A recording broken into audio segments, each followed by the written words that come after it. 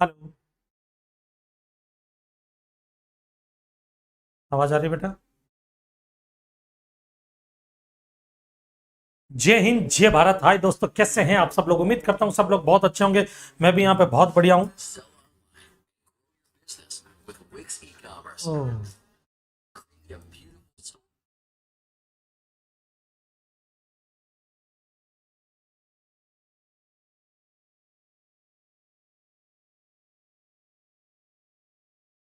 ना आवाज आ रही है?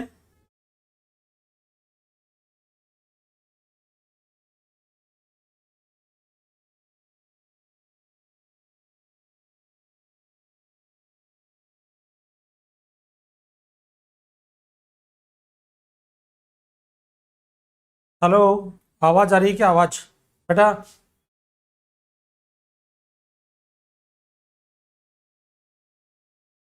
वॉइस प्रॉपर है? Thank you so much Nitesh बाबू। चलो ठीक है। ऑडियो वीडियो सब है मतलब। Come on come on, fast fast fast, बाकी के स्टूडेंट्स आ जाए अपने।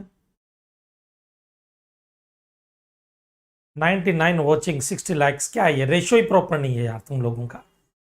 ऐसे कैसे काम चलेगा? है?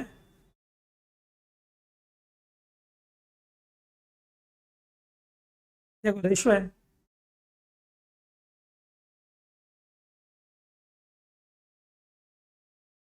कमान कमान कमान। Thank you mega ji.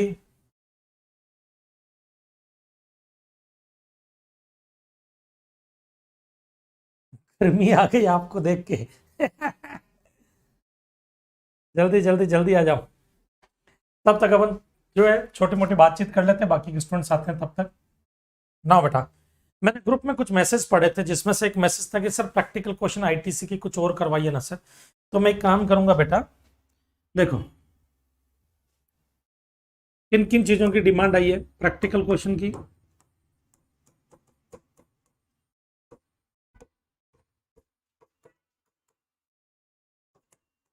Practical questions की डिमांड आई है एक तो उसका मैं एक वीडियो का लिंक आपको दे दूंगा बेटा, अभी नहीं, हमारा रिफंड चैप्टर कंप्लीट हो जाए उसके बाद में।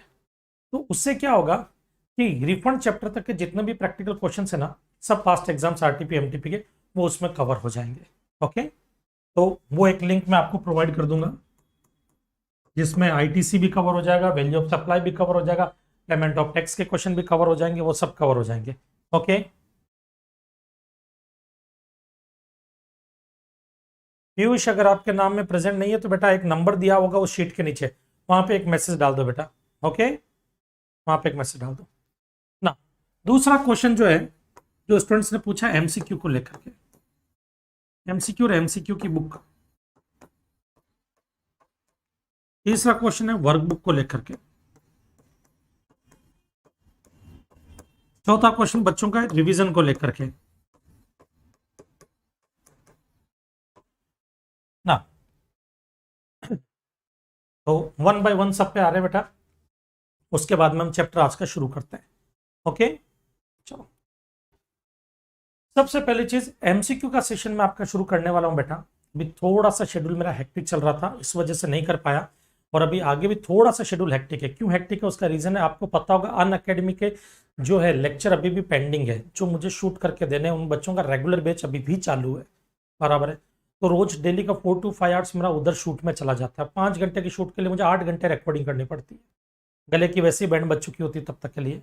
बट मैं एमसीक्यू का सेशन लूंगा, और ये नेक्स्ट वीक से ही मैं जो है अपना, आज संडे हो गया तो इस कमिंग वीक से ही मैं चालू कर दूंगा। टाइम टेबल आपको 1-2 दिन के अंदर अंदर मिल जाएगा एमसीक्यू का। ओके ना। एमसीक्यू बुक जो है, उसके लिए भी काफी स्टूडेंट्स बोल रहे थे बेटा इसका प्रूफ रीडिंग बाकी है। थोड़ा सा मैं ही टाइम नहीं दे पा रहा इस बुक के प्रूफ रीडिंग के लिए। बाकी बुक पूरी कंप्लीट रेडी हो चुकी है, विद हिंट, हिंट के साथ में रेडी की गई है। ये एमसीक्यू है, बराबर है। इसका प्रूफ रीडिंग जो है वो बाकी है। Integrated case studies based MCQ वगैरह मुझे इसमें इनकॉर्पोरेट करना है। थोड़ा सा इसमें टाइम जा रहा है मुझे। एक वर्कबुक, वर्कबुक आपकी ऑलरेडी रेडी है। वर्कबुक जो है वो आपकी रेडी है। यहाँ पे देखो वर्कबुक कुछ इस टाइप की होगी बेटा, जो आपकी प्रैक्टिस के लिए होगी। ये आपकी क्या होती है वर्कबुक में, मैं आपको एक एग्जांपल दे देता हूँ। जैसे एक छोटा सा एग्जांपल लेते हैं अपन ना। ये इंपॉर्टेंट नोट्स वगैरह के लिए कुछ पेज स्टार्टिंग में छोड़े हुए हैं, बराबर है। जैसे ये चैप्टर 1 है, चैप्टर 1 का एक क्वेश्चन रहेगा, 5 मार्क्स लिखे हुए रहेंगे। अब इस क्वेश्चन का आंसर आपको इतनी ही लाइन में लिखना है, मतलब ये प्रैक्टिस के लिए कि आप लिखने की प्रैक्टिस हो आपकी, ताकि एग्जाम के अंदर जो लिखने में हम गलती करते हैं वो ना करें। वर्कबुक उसके लिए बनाई गई है। जैसे ये क्वेश्चन है, ये क्वेश्चन 5 मार्क्स का, बट इसमें लाइन ज्यादा है। क्यों? क्योंकि इसका आंसर ज्यादा बड़ा है और वो उतना आपसे एक्सपेक्ट करेगा आईसीआई। तो इन ये जितनी भी लाइन मैंने छोड़ी है, इसी में आपका आंसर कंप्लीट होना चाहिए। अगर आपका आंसर इनसे ज्यादा जा रहा है तो इसका मतलब आप कुछ फालतू की चीजें लिख रहे हो जो काम की नहीं है, या फिर ऐसा हो सकता है कि आपने जो है आंसर प्रॉपर नहीं लिखा। अब जैसे ये केस स्टडी बेस्ड क्वेश्चन है, 4 मार्क्स का है। अब इसको कैसे लिखना है, तो मैंने यहाँ पे फैक्ट लिख दिया, ताकि सबसे पहले आप फैक्ट लिखो, बराबर है। फिर आप प्रोविजंस लिखो यहाँ पर, उसके बाद में डिसीजन लिखो। कई बार आप प्रोविजन पहले लिख सकते हो, बराबर है, तो प्रोविजन पहले लिखोगे तब भी चलेगा, तो प्रोविजन पहले लिख दो, फैक्ट बाद में, और डिसीजन जो है वो आपको बाद में देना है। तो मतलब ये जो लाइंस लिखी, इतनी लाइन में आपको इसका आंसर कंप्लीट करना है। अगर इससे ज्यादा लाइन लग रही तो आप कुछ ना कुछ गलत लिख रहे हो इसका मतलब, और इसी वजह से पेपर एग्जाम में छूट जाता है। ओके, वर्कबुक बेटा आपको 2-3 दिन में प्रिंट होकर के आ जाएगी। तो वर्कबुक आपके गॉड से लर्निंग के चैनल से आप ऑर्डर कर सकते हो, और ये कॉस्ट टू कॉस्ट में आप जेरोक्स निकालोगे उतने में यहाँ पे अवेलेबल हो जाएगी, बराबर है। क्योंकि प्रॉफिट मोटिव मेरा है ही नहीं इस बार पूरा, ना आपके बेच को लेकर के, ना इसको लेकर के, ना। आज हम शुरू करेंगे रजिस्ट्रेशन चैप्टर। हाँ, कुछ बाकी तो नहीं रहा। रिवीजन लेक्चर, रिवीजन लेक्चर का मैंने आपको बता देता हूँ। जैसे आपका बैच खत्म होगा उसके बाद मैं रिवीजन लेक्चर शुरू करूंगा बेटा, बराबर। 12 मार्च या 13 मार्च तक ना मेरे पास टाइम है, फ्रैंकली स्पीकिंग। 5-6 घंटा रोज का शूट करना, जिसके लिए 8 घंटे की रिकॉर्डिंग देनी पड़ती, शूट करना पड़ता, तब जाकर के 5 घंटे का शूट रेडी होता है, 8 घंटे रिकॉर्डिंग करूँ तो। और उसके बाद में आपका लाइव लेक्चर भी होगा। हाँ, 2-3 टॉपिक के लिए मैं जरूर आपसे रिक्वेस्ट करूंगा कि वहां पे थोड़ा सा आप मेरी हेल्प करना, ताकि हम 13 तारीख से आगे पोर्शन नहीं जाने देंगे। कई स्टूडेंट्स की रिक्वेस्ट है, सर पोर्शन 13 तारीख तक कंप्लीट करवा देना। मैं इंक्लूडिंग कस्टम्स आपका पोर्शन 13 तक कंप्लीट करवा दूंगा, बट मुझे कुछ जगह पे आपका सपोर्ट लगेगा। वो क्या है, जैसे आईटीसी का लिंक मैंने आपको दिया, आपने आईटीसी देखा, वैसे 3 चैप्टर और होंगे जिनका लिंक मैं आपको दूंगा, वो आपको देखना है। एक डिमांड एंड रिकवरी, एक अपील्स एंड रिविजन, बराबर, और एक लायबिलिटी इन सर्टन केसेस। ये 3 केसेस हैं जिनका मैं लिंक, जब ये चैप्टर हम देखेंगे, जब ये चैप्टर आएंगे उस टाइम पर मैं इनका लिंक आपको अवेलेबल करवा दूंगा। तो वो आप देख लेना, ताकि क्या होगा कि मैं 13 तारीख तक सारा पोर्शन कंप्लीट कर दूंगा, फिर इंक्लूडिंग कस्टम्स भी। ओके, चलो ठीक है।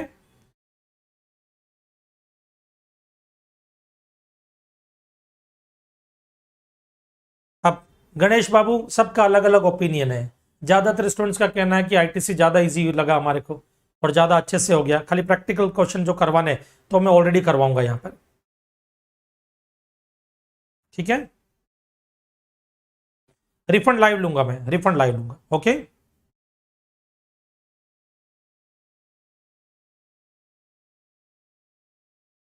IDT sir cracker more than sufficient है बेटा। चलो अब हम शुरू करते हैं रजिस्ट्रेशन चैप्टर। सबके क्वेश्चन के रिप्लाई हो गए, बाकी के क्वेश्चन आप टेलीग्राम चैनल में डाल देना बेटा। मुझे टेक करते, मुझे टेक जरूर करना, ओके, तो मुझे समझ में आएंगे।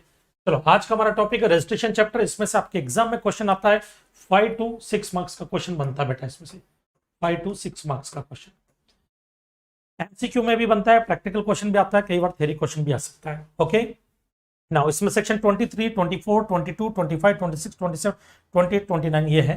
सबसे पहले हम 23 करेंगे। रजिस्ट्रेशन चैप्टर में जनरली हमारे दिमाग में थॉट आता है कि भाई हम जीएसटी में रजिस्ट्रेशन करवाएंगे, तो एक माइंडसेट होता है कि भाई रजिस्ट्रेशन कब जरूरी होता है, बोले जब भी टर्नओवर 20 लाख क्रॉस हो जाए तो जरूरी है। सबसे पहली चीज, इस गलत फहमी से बाहर आ जाओ। हर बार 20 लाख वाली लिमिट एप्लीकेबल नहीं होती है, कुछ केसेस में 40 लाख है, तो कुछ स्टेट में 10 लाख की लिमिट है, और कई कई जगह पे तो रजिस्ट्रेशन कंपलसरी होता है, भले आपका टर्नओवर 1 रुपया ही क्यों ना हो, फिर भी रजिस्ट्रेशन करवाना पड़ता है। लेकिन कुछ ऐसे भी केसेस है जिनमें रजिस्ट्रेशन करवाने की जरूरत भी नहीं है, चाहे आपका टर्नओवर 1 करोड़ क्रॉस हो जाए। तो उन्हीं सबका डिस्कशन करते हैं। सबसे पहले सेक्शन 23 पे आते हैं बेटा। ओके, तो शुरू करते हैं हमारा सेशन। तो स्टार्ट ना, सबसे पहले आते हैं सेक्शन 23। 23 क्या बोलता है, किन केसेस में रजिस्ट्रेशन करवाने की जरूरत नहीं होती। 23 किन के लिए, वो केसेस जिनमें जीएसटी में रजिस्ट्रेशन करवाने की बिल्कुल भी जरूरत नहीं है।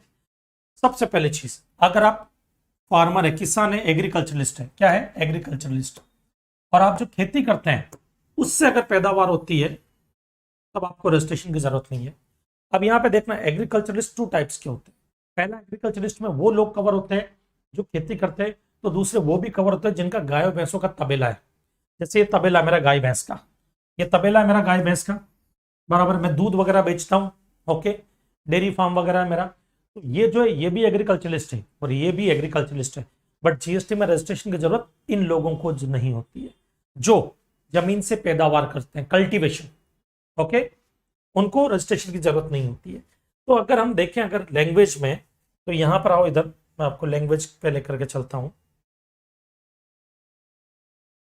Agriculturalist to the extent of supply of produce out of cultivation of land, जमीन से जो पैदावार करते हैं उनको जीएसटी में रजिस्ट्रेशन की जरूरत नहीं होती है, ओके। तो इसका मतलब इन लोगों के लिए रजिस्ट्रेशन जरूरी नहीं है, बट इन लोगों के लिए रजिस्ट्रेशन जरूरी है। बट कब होगा? जब एक थ्रेशोल्ड लिमिट, एक टर्नओवर की जो लिमिट होती है 10, 20, 40 लाख जो भी, वो क्रॉस होने के बाद में, वो कब होती है, कितनी होती है, वो हम सेक्शन 22 में पढ़ेंगे। दूसरा, अगर आप एक्सक्लूसिवली नॉन टैक्सेबल सप्लाई कर रहे हैं, क्या कर रहे हैं, non taxable supply,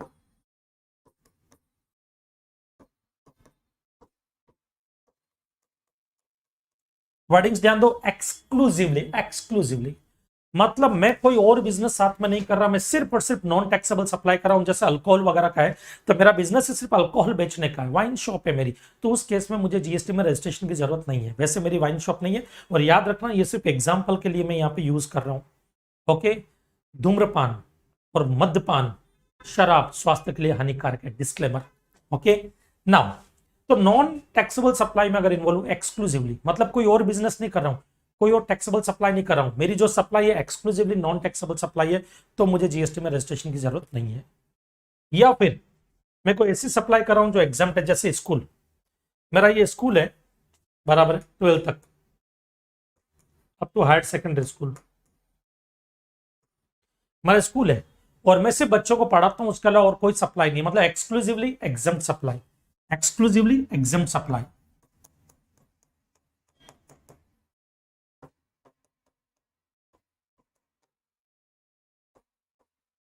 exclusively exempt supply. अब कॉमन सेंस की बात है, जरा देखना, एग्रीकल्चरलिस्ट जो होते हैं ना, ये जो पैदावार करते हैं, जैसे फसल उगाते हैं, गेहूं बाजरा वगैरह, इन पे किसी पे भी जीएसटी नहीं लगता है। जब इन पे जीएसटी नहीं लगता, तो ये लोग क्यों क्यों क्यों रजिस्ट्रेशन लेंगे? तो इंडिया में जो खेतों में जो फसल उगाई जाती है उस पर जीएसटी चार्ज नहीं होता, इसके लिए इनको रजिस्ट्रेशन की जरूरत नहीं है बिल्कुल भी। Non taxable supply, non taxable supply का मतलब क्या होता है? वो सप्लाई जो out of the scope of GST है, जिसमें पेट्रोल, डीजल, वाइन, अल्कोहल वो सब भी आएंगे, और शेड्यूल थर्ड के ट्रांजेक्शन भी होंगे।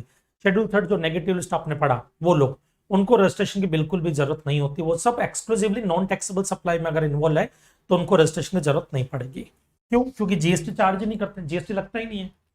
एग्जम्प्टेड सप्लाई, एजुकेशनल इंस्टीट्यूशन, मेरा एक स्कूल है up to higher secondary school, मैं सिर्फ एजुकेशन दे रहा हूं, और मैं बच्चों से जो फीस लेता हूं उस पर जीएसटी लगेगा ही नहीं। मैं बस की फीस भी कलेक्ट करता हूं बच्चों से, उस पर भी जीएसटी नहीं लगेगा। मैं अपने स्टाफ को कोई ट्रेनिंग वगैरह देता हूं, उनसे फीस चार्ज करता हूं, उस पर भी जीएसटी नहीं लगेगा।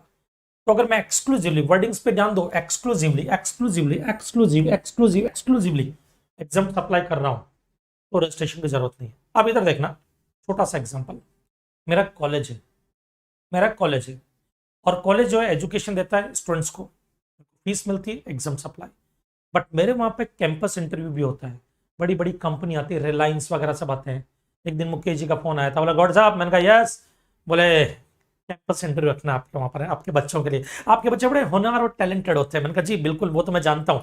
बोले तो फिर उनके लिए कैंपस इंटरव्यू रखना। मैंने कहा बिल्कुल रखिए, बट उसके लिए पैसा लूंगा मैं, पैसा फोगट में नहीं लूंगा, पैसा लूंगा। मेरा स्टूडेंट, हमने ट्रेनिंग दी, हमने ट्रेनिंग किया, तुम लेकर के जा रहे हो, फायदा उनका होगा, फायदा तुम्हारा होगा, हम क्या करें? तो हमको भी कैंपस इंटरव्यू के लिए पैसा चाहिए, उस पैसे पे टैक्स लगता है। तो यहां पर मेरा कॉलेज एक्सक्लूसिवली एग्जाम सप्लाई नहीं कर रहा है, साथ में टैक्सेबल सप्लाई भी कर रहा है, तो उस केस में मुझे रजिस्ट्रेशन लेना होगा जब मेरी थ्रेशोल्ड लिमिट क्रॉस हो जाएगी तब। ओके, समझ में आया? समझ में आया? चले,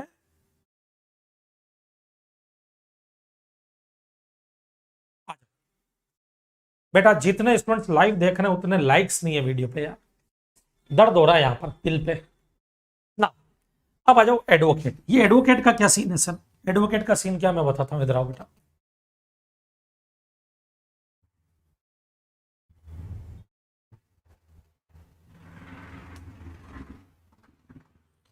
इधर देखना बेटा,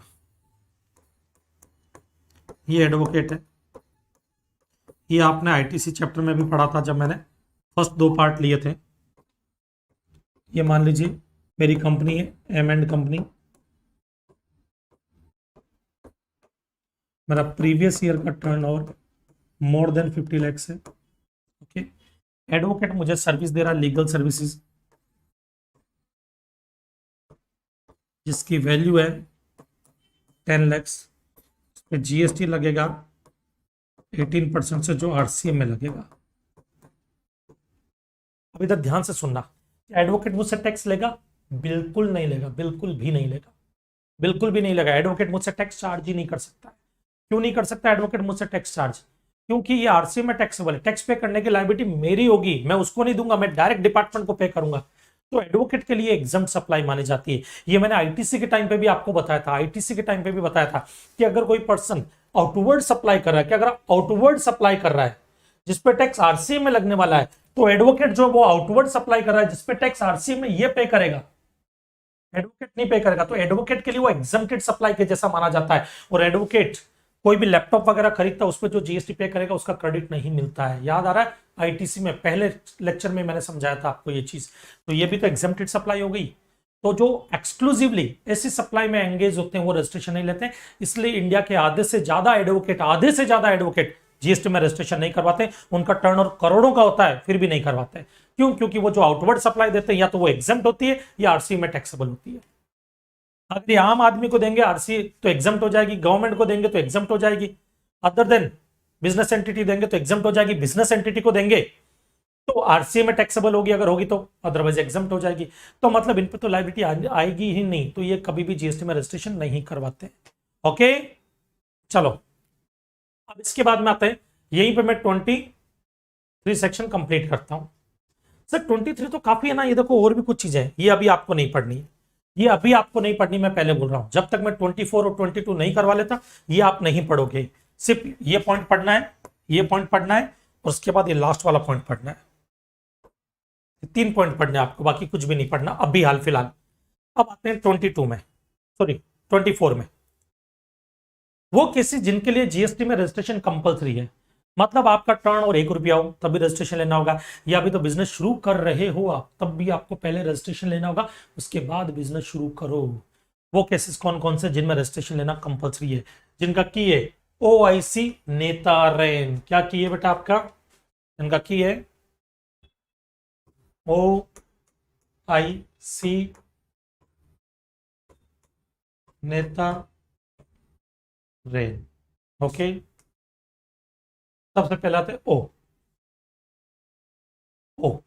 ओ का मतलब होता है OIDAR की service, online information database access and retrieval services, अगर आप पे करते हैं तो। ओके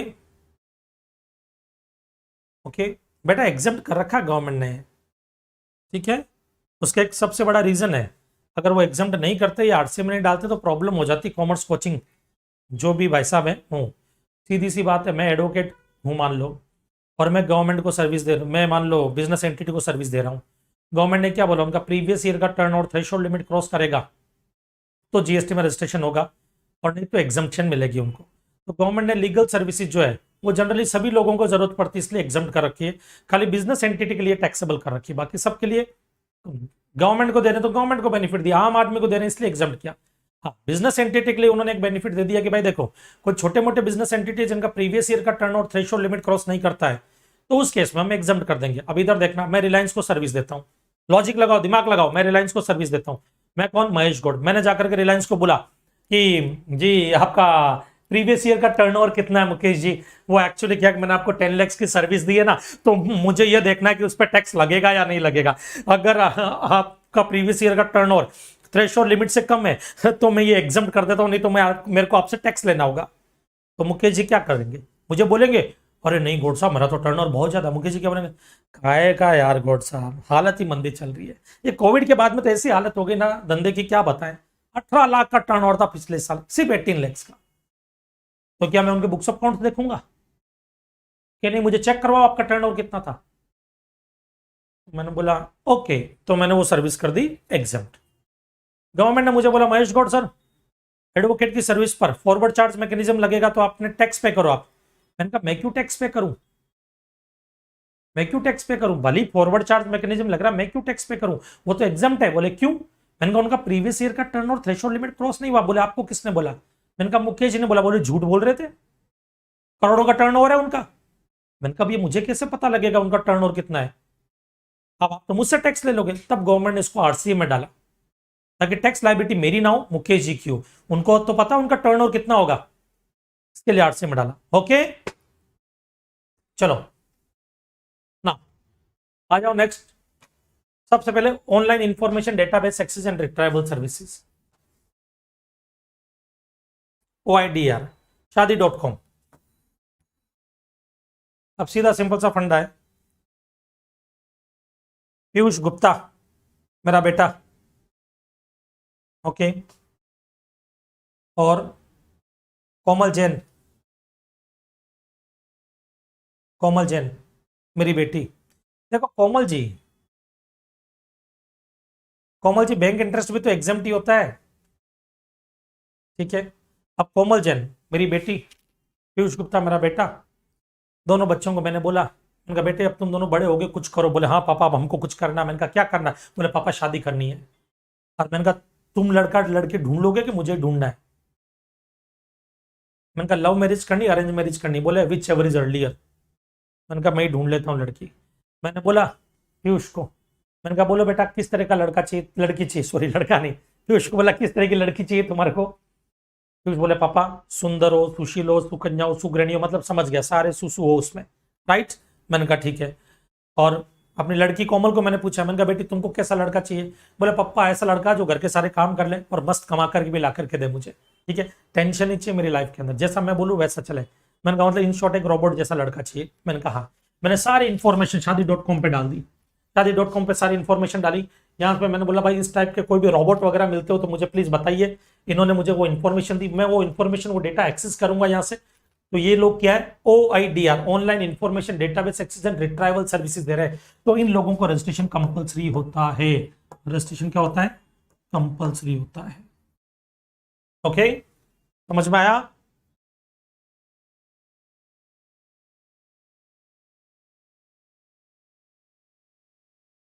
चलो नेक्स्ट आ जाते हैं यहाँ पे एक और case, interstate supply of goods except casual taxable person who is making taxable supply of notified handicraft goods। क्या एक एग्जांपल ले लेते हैं, आ जाओ यहाँ पर। Second case interstate supply of goods. अब यहाँ पे एक इंटरेस्टिंग चीज सुनना, ये भाई साहब जो है ये है हमारे Mayank,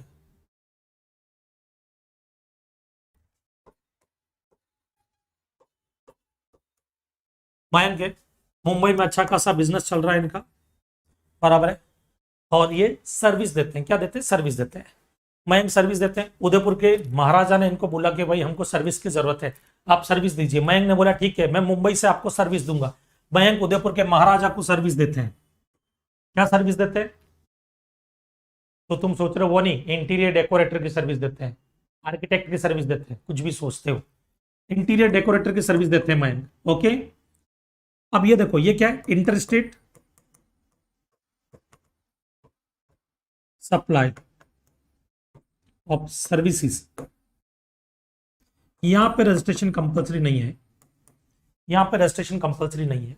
interstate supply of service के लिए रजिस्ट्रेशन कंपलसरी नहीं है। उन्होंने क्या बोला, रजिस्ट्रेशन कंपलसरी होता अगर इंटरस्टेट सप्लाई ऑफ सर्विस के बजाय गुड्स होता। अगर मयंक उदयपुर के महाराजा को गुड्स सप्लाई करता तो फिर ये रजिस्ट्रेशन कंपलसरी हो जाता मयंक के लिए। अब इनसे प्रोविजन आया था तब बड़ा इंटरेस्टिंग चीज हुई थी एक, कि जैसे ये प्रोविजन आए थे,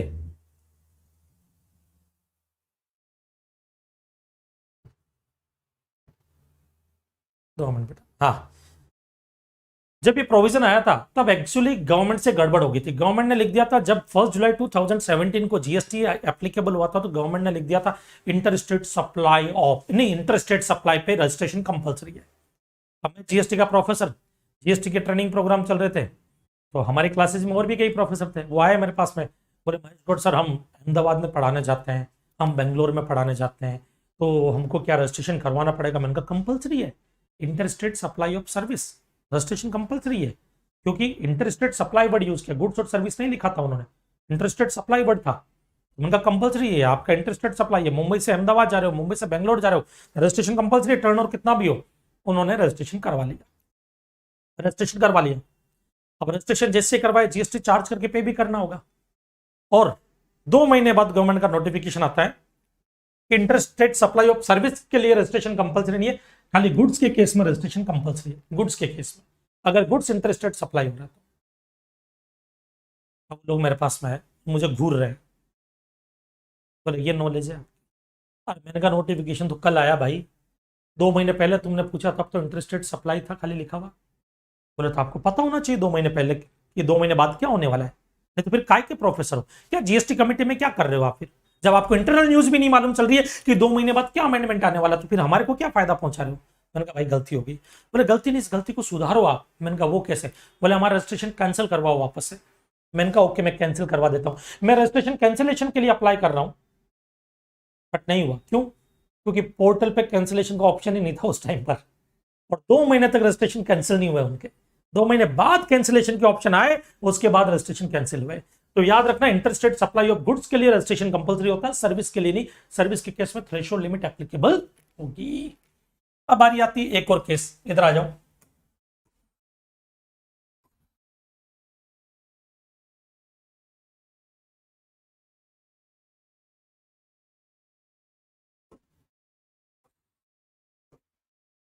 मयंक गुड्स सप्लाई करता है, गुड्स, तो यहां पे रजिस्ट्रेशन कंपलसरी है।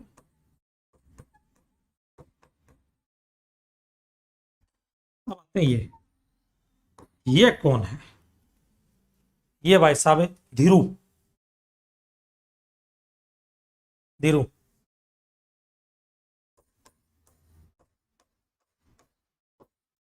धीरू भाई, ओके। ये हैंडीक्राफ्ट के आइटम्स बनाते हैं, ये देखो हैंडीक्राफ्ट आइटम्स, हैंडीक्राफ्ट आइटम्स।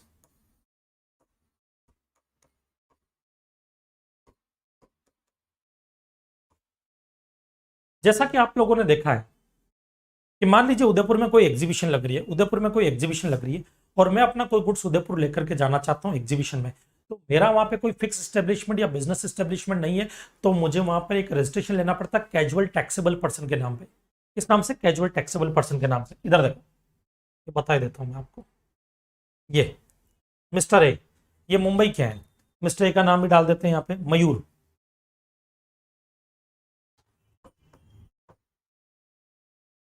मयूर, मयूर जो है, उदयपुर में एक एग्जीबिशन होने वाली है, उस एग्जीबिशन के अंदर ये अपने कुछ इलेक्ट्रॉनिक आइटम्स लेकर के जाना चाहते हैं। पहले मैं ये समझा रहा हूं, फिर मैं वापस ऊपर आऊंगा। ये कुछ इलेक्ट्रॉनिक आइटम्स लेकर के जा रहे हैं, मान लो 1000 यूनिट्स। डिपार्टमेंट मयूर को बोलता है कि भाई तुम्हारे वहां पर कोई फिक्स एस्टेब्लिशमेंट, बिजनेस एस्टेब्लिशमेंट है तो उसके नाम से इनवॉइस बना दो और माल लेकर के जाओ। इसने बोला जी हे, राजस्थान में दूर दूर तक मेरा कोई लेना देना ही नहीं बिजनेस का, मैं तो पहली बार जा रहा हूँ एग्जीबिशन में, शायद वहां पे कोई गुड्स बिक जाए तो आगे का कुछ सोच सकता हूँ। डिपार्टमेंट ने बोला ऐसे नहीं जा सकते आप वहां पर, आपका फिक्स एस्टेब्लिशमेंट या बिजनेस एस्टेब्लिशमेंट होना चाहिए वहां पर। बोला मैं क्या करूं, मुझे तो एग्जीबिशन में जाना है। तो बोले एक काम करो, कैजुअल टैक्सेबल पर्सन के नाम पे यहाँ पर रजिस्ट्रेशन ले लो। इन्होंने यहाँ पे एक रजिस्ट्रेशन ले लिया कैजुअल टैक्सेबल पर्सन के नाम पे। उसके लिए इस 1000 यूनिट्स पे एडवांस में टैक्स पे करना पड़ता है।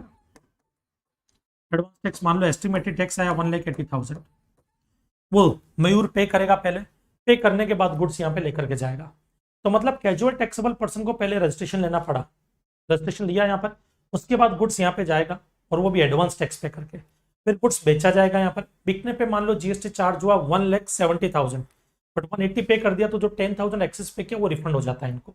या मान लो गुड्स जो बिका अच्छी वैल्यू पे बिका, अच्छी कीमत पे बिका और टैक्स का अमाउंट होता 2 लाख रुपया, तो 20,000 ये लास्ट रिटर्न जब फाइल करेंगे उसमें एडजस्ट करके 20,000 और पे कर देंगे डिपार्टमेंट को, 20,000 ये पे कर देते हैं। ये सब कैलकुलेशन लास्ट रिटर्न में होती है। तो कैजुअल टैक्सेबल पर्सन को रजिस्ट्रेशन लेना कंपलसरी होता है, बराबर। कैजुअल टैक्सेबल पर्सन को रजिस्ट्रेशन लेना कंपलसरी होता है। ओके, पक्का पक्का अजय जी। अब कैजुअल टैक्सेबल पर्सन को रजिस्ट्रेशन लेना कंपलसरी है, ये हमको पता है। अब आ जाओ वापस यहां पर, धीरू यहां पे कैजुअल टैक्सेबल पर्सन के नाम पे रजिस्टर्ड लेना चाहता है, रजिस्ट्रेशन लेना चाहता है। उदयपुर में एक एग्जीबिशन में हैंडीक्राफ्ट आइटम्स ले जाना चाहता है। और ये एक inter state supply of goods है। ये क्या, inter state supply of goods. और inter state supply of goods में क्या रजिस्ट्रेशन कंपलसरी होता है। यहां पर गवर्नमेंट ने हैंडीक्राफ्ट के आइटम्स को प्रमोट करने के लिए एक बेनिफिट दे दिया कि अगर धीरू कैजुअल टैक्सेबल पर्सन है और हैंडीक्राफ्ट के आइटम्स लेकर के जा रहा है यहां पर, बराबर, कैजुअल टैक्सेबल पर्सन का नाम पर रजिस्ट्रेशन लेने की इसको फिर जरूरत नहीं है। यहाँ पर एक तरह से रजिस्ट्रेशन की जरूरत नहीं है जब तक इसका थ्रेशोल्ड लिमिट 20 लाख क्रॉस ना हो जाए। थ्रेशोल्ड लिमिट 20 लाख क्रॉस ना हो जाए तो जो टर्नओवर है मोर देन 20 लाख होगा तो फिर रजिस्ट्रेशन कंपलसरी होगा यहाँ पे, अदरवाइज नहीं। मतलब जो हम जनरली पढ़ते हैं कि थ्रेशोल्ड लिमिट क्रॉस होना चाहिए। तो याद रखना आज के बाद जो चीज याद रखनी, पहला point, inter state supply of goods में रजिस्ट्रेशन कंपलसरी होता है, लेकिन अगर सप्लायर कैजुअल टैक्सेबल पर्सन है तो फिर थ्रेशोल्ड लिमिट देखी जाएगी। अगर वो हैंडीक्राफ्ट के आइटम्स ले जाता है, वापस से हैंडीक्राफ्ट के आइटम, हैंडीक्राफ्ट का मतलब होता है वो आइटम्स जिसमें 80% से ज्यादा वर्क हाथ से किया हुआ हो।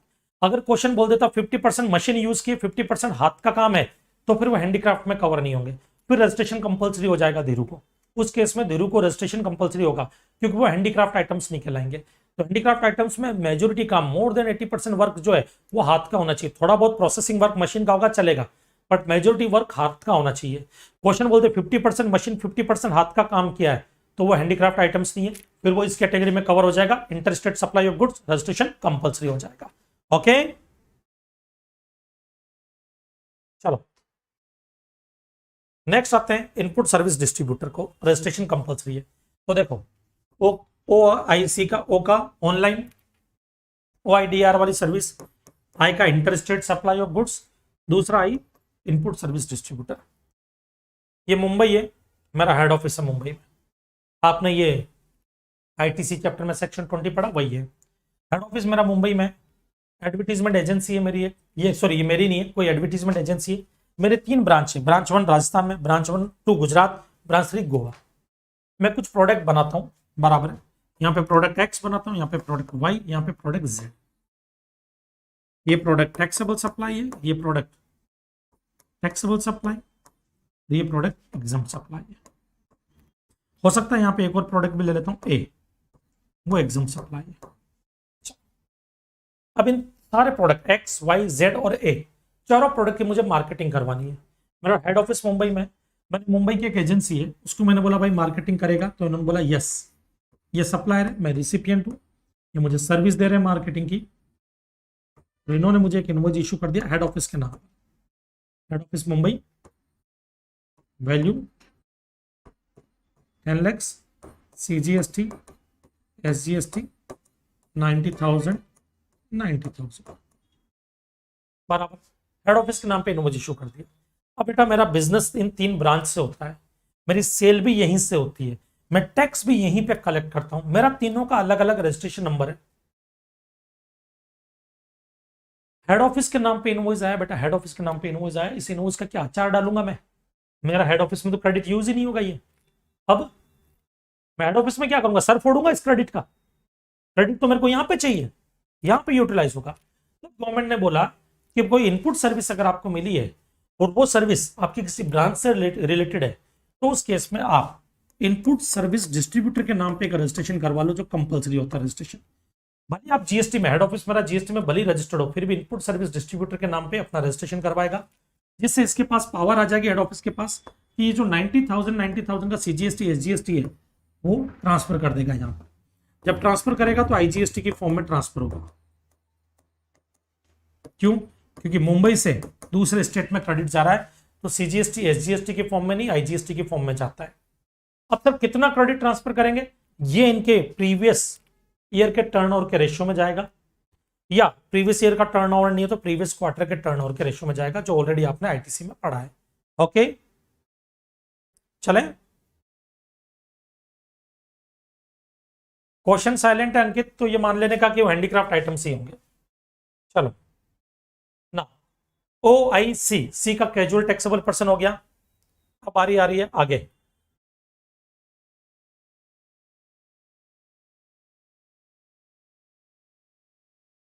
ठीक क्या था? OIC NETRN, नेतारन NETA। ओ हो गया, आई के दोनों हो गए, सी हो गया। एन का मतलब नॉन रेसिडेंट टैक्सेबल पर्सन। अभी देखो ये कौन है, एक भिखारी, इमरान खान। ये नहीं है पाकिस्तान का, एक्स पीएम। बोलो, पीएम के लायक भी नहीं है। पूरे देश की हालत तो खराब करी थी, जब देखो तब कटोरा लेकर के बैठे रहते हैं ये लोग।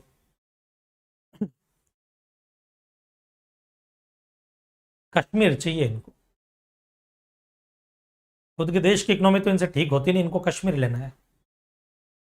और मैं तो कह रहा हूँ कश्मीर का मुद्दा तो इजीली सॉल्व हो सकता है, आराम से सॉल्व हो सकता है। भाई हमारे जो प्रॉपर्टी के रेट चल रहे हैं उस हिसाब से कश्मीर, इनको बोलो औकात है तो खरीद ले, फ्रेंकली स्पीकिंग, औकात है तो खरीद ले कश्मीर को। हम प्रॉपर्टी के रेट है हमारे, उसी रेट से हमको पैसा दे दे, स्क्वायर फीट के हिसाब से जो हमारे रेट होती है वो। जो प्रॉपर्टी के ऊपर टैक्स लगेगा ना, स्टैंप ड्यूटी, वो इनके बजट से ज्यादा है, उनकी जीडीपी से ज्यादा होगी वो। अब ये भाई साहब है, वो क्या करने वाले हैं ये देखो। अब इन भाई साहब की वहां पे तो हालत खराब हो गई है, करे तो क्या करे। तो अपने इस कुत्ते के साथ में सोचा कुछ सर्कस दिखाए, कुछ खेल दिखाए इंडिया में। ये इंडिया में कुछ खेल दिखाने के लिए आ रहे हैं। इन्होंने मोदी जी को बोला, मोदी जी हमारे को आपसे काम है। बोले क्या? बोले मोदी जी हम यहाँ पे आपके यहाँ पे खेल दिखाना चाहते हैं, तमाशा दिखाना चाहते हैं, सर्कस दिखाना चाहते हैं। मोदी जी प्लीज हमारे को परमिशन दीजिए, मेरे पास कुत्ता भी है। बोले क्या बात है, ठीक है आओ, कोई दिक्कत नहीं है।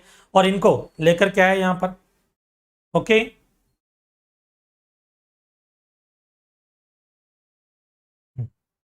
एक शायरी सुनाऊंगा आप लोगों को मैं अभी, अगर मेरी शायरी पसंद आए तो लाइक करना जरूर, ओके। पहले तो मोदी जी ने बोला बोला कि ठीक है भाई आ जाओ, कोई दिक्कत नहीं है। अब ये भाई अपने कुत्ते के साथ में आया, और जैसे इंडिया में आता है तो उसको पता लगता है कि भाई आप यहाँ पे यूं सर्विस नहीं दे सकते, आपको पहले नॉन रेसिडेंट टैक्सेबल पर्सन के नाम पर रजिस्ट्रेशन करवाना होगा। अभी नॉन रेसिडेंट टैक्सेबल पर्सन के नाम पर रजिस्ट्रेशन करवाने के लिए बोले किसी सीए से मिलता हूँ। ये आया मेरे पास में, बोले गॉड साहब मुझे नॉन रेसिडेंट टैक्सेबल पर्सन के नाम पर रजिस्ट्रेशन करवाना है, तो क्या करना होगा। मैंने कहा एक तो आपको एडवांस टैक्स देना होगा, पर मैंने कहा छोड़ो, क्या टैक्स होगा, तुम यहाँ पे खेल तमाशे दिखाओगे, 10-20 रुपया कमाओगे, उसमें कितना टैक्स बनेगा। मैंने कहा फिर भी देख लो कितना दे सकते हो, क्या लगता है तुम्हारे को, कौन कितने लोग आएंगे देखने के लिए तमाशा। बोले कि शायद कम पब्लिक आएगी। मैंने कहा नहीं, पब्लिक तो हमारे यहाँ पे आई जाएगी, आप जैसे लोगों के तमाशे ही देखते हैं हम लोग अक्सर, कोई टेंशन नहीं है। अपने देश को तमाशा बना दिया, अब हमारे देश में आओ, अब यहाँ पे आकर के तमाशा दिखा रहे, तो एडवांस टैक्स जो है, मैंने इनको बोला भाई 5 लाख पे करो एडवांस टैक्स कैलकुलेट करके। जब तक पे नहीं करेगा एडवांस टैक्स, तब तक इनको नॉन रेसिडेंट टैक्सेबल पर्सन का रजिस्ट्रेशन नहीं मिलेगा। एनआरटीपी के नाम पर रजिस्ट्रेशन मिलता है जो टेम्पररी बेसिस पे होता है। मैंने इनको बोला 90 दिन के अंदर अंदर कल्टी मार लेना, 90 डेज के बाद में आपका कोई फायदा नहीं है यहाँ पर। हाँ, कभी कभी अगर तमाशा आपका अच्छा चल रहा है, तमाशा आपका अच्छा चल रहा है, बढ़िया चल रहा है, तो उस केस में फर्दर 90 डेज का एक्सटेंशन मिल सकता है, बट 180 डेज से ज्यादा आप इंडिया में नॉन रेसिडेंट टैक्सेबल पर्सन बनकर के नहीं रह सकते हो। तो इंडिया के बाहर का कोई भी आदमी इंडिया में आकर के अगर कोई सर्विस देना चाहता है तो उसको नॉन रेसिडेंट टैक्सेबल पर्सन के नाम पर रजिस्ट्रेशन लेना होगा पहले। कब? उस केस में जब यहां पर उसका कोई बिजनेस स्टेब्लिशमेंट या फिक्स स्टेब्लिशमेंट नहीं है इंडिया में। दूसरा, उसको ये पता नहीं कि रिसिपेंट कौन कौन होंगे, कौन कौन नहीं होंगे। तमाशा दिखाएंगे ये भाई साहब, तो पता नहीं कोई रिसिपेंट आए या नहीं आए, ना भी आए बराबर है। और हो सकता है ऐसे आदमी का तमाशा देखने के लिए पूरा इंडिया उमड़ करके आ जाए, कोई भरोसा नहीं है, ओके।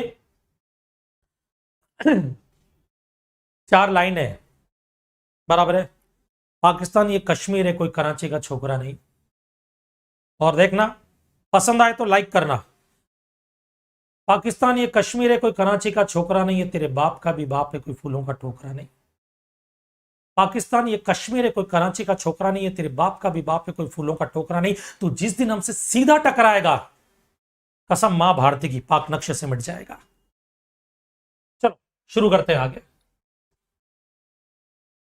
तो नॉन रेसिडेंट टैक्सेबल पर्सन के लिए रजिस्ट्रेशन कंपलसरी होता है बेटा, ओके। आ जाओ। E commerce operator, e commerce operator का केस क्या है, इसमें 3 केस कवर करूंगा मैं। ई कॉमर्स ऑपरेटर में 3 केस कवर करूंगा, OICNE, ये में 3 केस है, तीनों कवर करूंगा, ध्यान से समझना यहां पर। ये अमेजोन, ये छुटकी, बंदर का क्या नाम है, छोटे भीम में बंदर का क्या नाम है, ढोलू, भोलू, जग्गू जग्गू जग्गू जग्गू जग्गू जग्गू, ये जग्गू, ये छुटकी। छुटकी कुछ गुड्स है वो सप्लाई करती है अमेजोन के थ्रू। मान लेते हैं लड्डू, भीम के लिए लड्डू, छुटकी कुछ गुड सप्लाई करती है अमेजोन के थ्रू, और जग्गू जो है वो सर्विस सप्लाई करता है, उछल कूद के नाटक दिखाता मान लो, कुछ सर्विसेज सप्लाई करता है राजू को।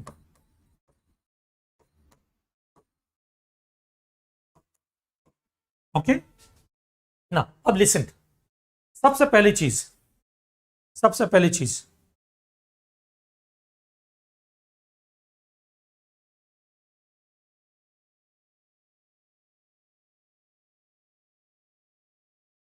अगर कोई भी ई कॉमर्स ऑपरेटर, कोई भी ई कॉमर्स ऑपरेटर, हमारे इंडिया में दो तरह के ई कॉमर्स ऑपरेटर होते हैं बेटा, एक 9(5) में कवर होता है जो ओयो, ओला, अर्बन क्लैप, बराबर, जोमेटो, स्विगी, उन लोगों को रजिस्ट्रेशन कंपलसरी है। उसके अलावा वो ई कॉमर्स ऑपरेटर जो सेक्शन 52 में कवर होते हैं, किसमें, सेक्शन 52 में, उनको भी रजिस्ट्रेशन कंपलसरी है। तो कोई भी ई कॉमर्स ऑपरेटर है, बराबर, कोई भी ई कॉमर्स ऑपरेटर, उनको रजिस्ट्रेशन कंपलसरी है।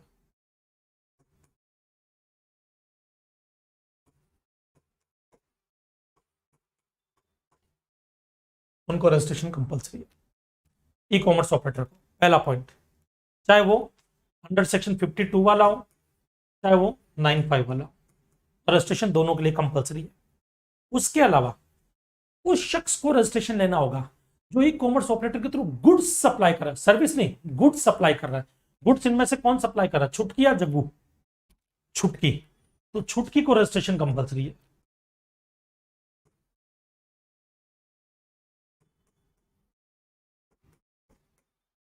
लॉजिक लगाओ, लॉजिक, कॉमन सेंस, क्यों कंपलसरी है छुटकी को?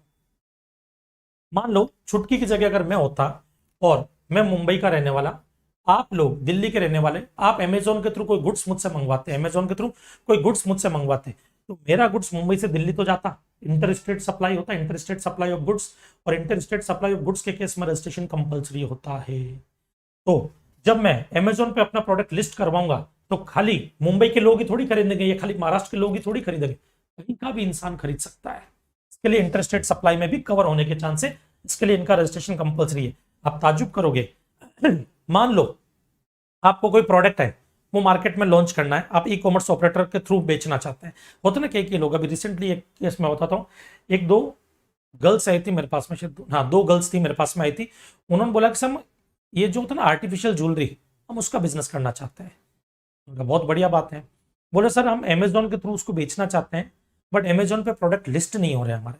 मैंने कहा बेटा लिस्ट होंगे भी नहीं जब तक आप जीएसटी में रजिस्ट्रेशन नहीं करवाओगे, क्योंकि अमेजोन पे जब प्रोडक्ट लिस्ट करोगे ना, गुड्स आप लिस्ट करोगे, वहां पे आपका रजिस्ट्रेशन नंबर पहले मांगेगा वो।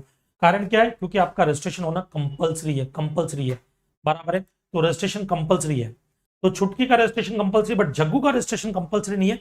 इसका रजिस्ट्रेशन कब कंपलसरी होगा, जब इसका turnover more than threshold limit होगा। थ्रेशोल्ड लिमिट 10 लाख, 20 लाख, 40 लाख, 40 लाख नहीं आएगा इसके केस में, 10 लाख या 20 लाख, वो जब क्रॉस होगा तो इसको रजिस्ट्रेशन लेना होगा।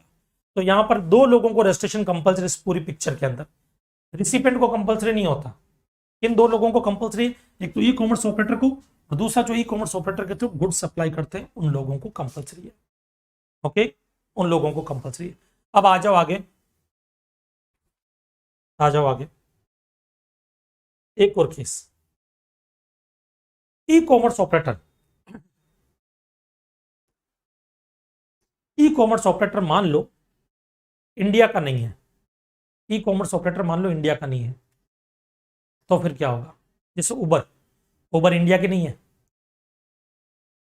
तो उसके बिहाफ पे टैक्स कौन पे करेगा, उनको कोई पर्सन अपॉइंट करना पड़ेगा इंडिया में जो उनके बिहाफ पर टैक्स पे करेगा, तो उनको रजिस्ट्रेशन कंपलसरी, उस पर्सन को रजिस्ट्रेशन लेना पड़ेगा जो ई कॉमर्स ऑपरेटर के बिहाफ पर टैक्स पे करेगा इंडिया में।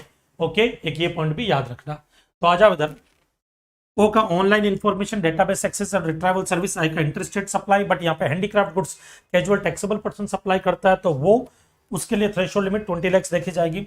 Input service distributor, casual taxable person, non resident taxable person, e commerce operator, e commerce operator में आ जाओ, ई कॉमर्स ऑपरेटर हुआ required to collect tax at source under section 52 और to pay tax under reverse charge under section 9 subsection 5, दोनों cover होंगे।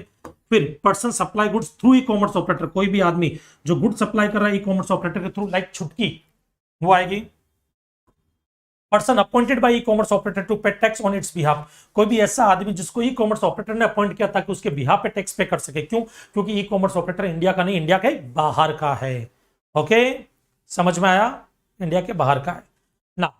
Next आते हैं आगे, टीडीएस डिडक्टर। टीडीएस डिडक्टर क्या होते हैं, जरा आ जाओ। ये गवर्नमेंट और लोकल अथॉरिटी है, मान लो मुंबई महानगर पालिका, बराबर है।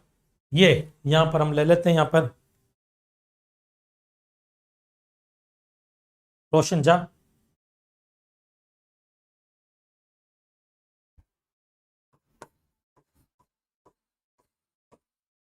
रोशन है, रोशन ने गवर्नमेंट को गुड्स या सर्विस कुछ भी सप्लाई किया हो जिसकी वैल्यू मोर देन 2.5 लाख है कॉन्ट्रैक्ट वैल्यू, तो गवर्नमेंट जब इनको पेमेंट करेगी तो टीडीएस डिडक्ट करेगी। मान लो वैल्यू है 10 लाख, जीएसटी का अमाउंट है 1.8 लाख। जब गवर्नमेंट उनको पेमेंट करेगी तो वो टीडीएस काटेगी 2%। अगर इंटर स्टेट सप्लाई हो रही है तो, और इंटर स्टेट है तो 1% सीजीएसटी 1% एसजीएसटी, मतलब कटेगा 2% ही, कितना 20,000। और 9.8 लाख पे करेगी रोशन को, जीएसटी 1.8 लाख पे करेगी। जीएसटी पे कभी टीडीएस नहीं करता, टीडीएस वैल्यू पे करता है, ये काट करके पे करेगी। बट ये काटने के लिए इनको जीएसटी में रजिस्ट्रेशन लेना होगा पहले, बिना रजिस्ट्रेशन के ये टीडीएस नहीं काट सकते हैं, तो इसलिए इनको कंपलसरी रजिस्ट्रेशन लेना होता है। मान लो मैं कोई लोकल अथॉरिटी हूँ, बराबर है, मैं अभी तक जीएसटी में रजिस्टर्ड नहीं हूँ, तो मुझे छोटी मोटी सर्विसेज मिलती है जो 1 लाख 2 लाख की होती है, तो मैंने कभी रजिस्ट्रेशन नहीं लिया। एक दिन पहली बार एक कॉन्ट्रैक्ट साइन करता हूं मैं 3 लाख रुपए का, और वैल्यू 2,50,000 से ज्यादा की, अब मैं उनको पेमेंट करूंगा तो टीडीएस काटूंगा, तो अब मुझे जीएसटी में रजिस्ट्रेशन लेना कंपलसरी हो जाएगा। ओके, आ जाओ next, agent covered under schedule first. Schedule first के agent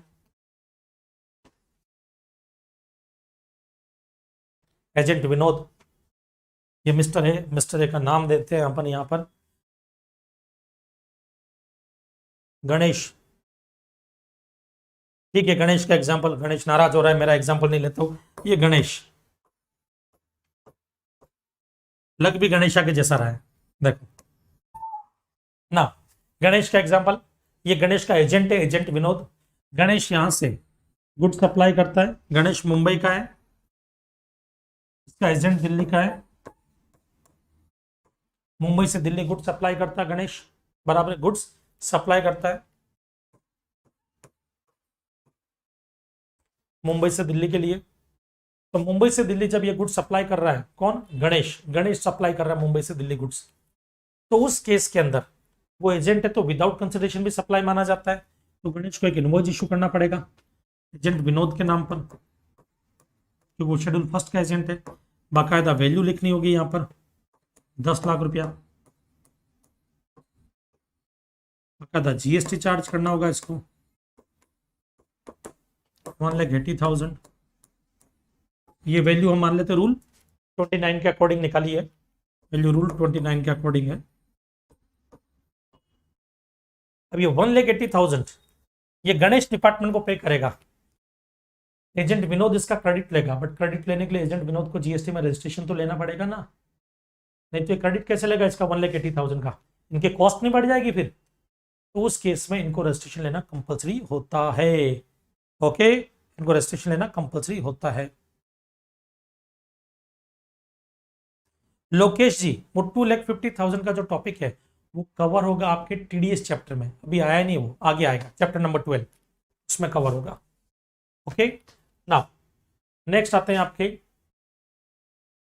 any registered person is liable for payment of tax under RCM.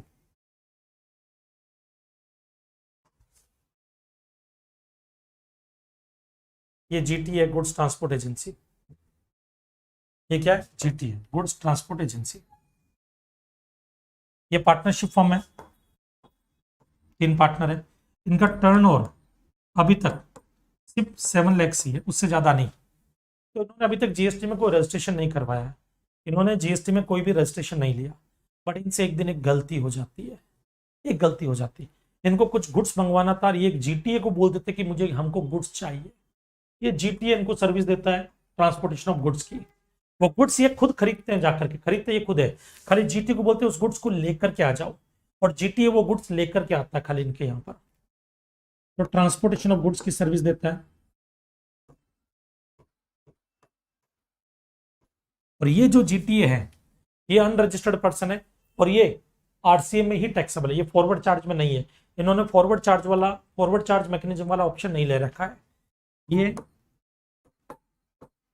RC में टैक्सेबल होगी ये वाली सर्विस। अब आरसी में टैक्सेबल होगी तो टैक्स पे करने की लायबिलिटी पार्टनरशिप फर्म की होती है। ध्यान से सुनना, अगर आपने देखा हो तो आरसीएम कब लगता है? जब जीटीए सर्विस देता है किसको? कोई रजिस्टर्ड फैक्ट्री को, registered society, registered cooperative society, registered person under GST, registered casual taxable person, partnership firm whether registered और अनरजिस्टर्ड। तो ये पार्टनरशिप फर्म चाहे रजिस्टर्ड हो चाहे अनरजिस्टर्ड हो, इसको अगर जीटीए ने सर्विस दी है तो टैक्स लायबिलिटी इनकी आ जाएगी। टैक्स लायबिलिटी इनकी आएगी आरसीएम में। इनका टर्नओवर सिर्फ 7 लाख है, थ्रेशोल्ड लिमिट क्रॉस नहीं हुआ, फिर भी इनको रजिस्ट्रेशन लेना पड़ेगा।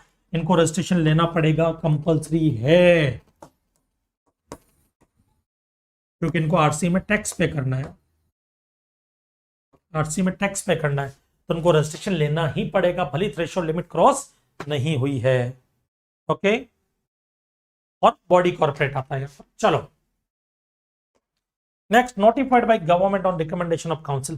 काउंसिल के रिकमेंडेशन पे अगर गवर्नमेंट कोई भी पर्सन को बोलती है कि भाई इनका रजिस्ट्रेशन कंपलसरी है, तो फिर उनको भी रजिस्ट्रेशन कंपलसरी लेना पड़ेगा।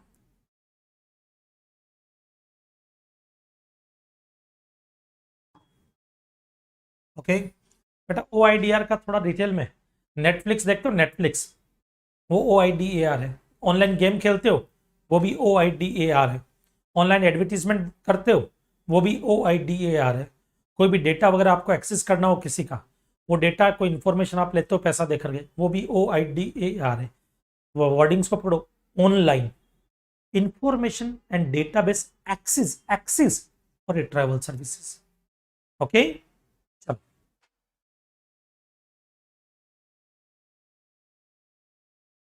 बिल्कुल रुचि जी, अगर partnership form exclusively exempted supply देता है तब भी वो सप्लाई की वजह से जीएसटी में रजिस्ट्रेशन नहीं ले रहा, आरसीएम की वजह से ले रहा है, लेना पड़ेगा उनको, लेना पड़ेगा बेटा।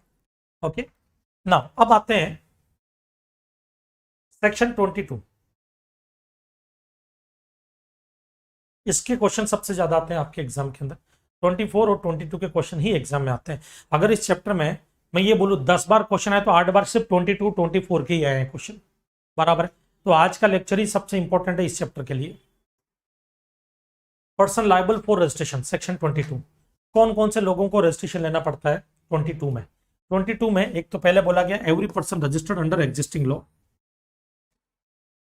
कोई भी आदमी जो एग्जिस्टिंग लॉ में रजिस्टर्ड था, एग्जिस्टिंग लॉ का मतलब जीएसटी आने से पहले जो एक्ट था, वैल्यू एडिड टैक्स में रजिस्टर्ड थे, सर्विस टैक्स में रजिस्टर्ड थे, एक्साइज में रजिस्टर्ड थे, और वो अब जीएसटी में कवर हो रहे हैं, वो एक्ट खत्म हो गए, वो सब जीएसटी में मर्ज हो गए, तो उस केस में जीएसटी में भी रजिस्ट्रेशन कंपलसरी है। बेस्ट एग्जांपल मेरा ही देता हूं, सर्विस टैक्स के लिए जरूरी होता था कि 10 लाख से ज्यादा टर्नओवर हो तो रजिस्ट्रेशन लेना पड़ेगा। तो मैं सर्विस टैक्स में रजिस्टर्ड था, 2017 से पहले मैं सर्विस टैक्स में रजिस्टर्ड था। जब जीएसटी एक्ट आ रहा था तो यह था कि भाई टर्नओवर 20 लाख क्रॉस होगा तो रजिस्ट्रेशन कंपलसरी है।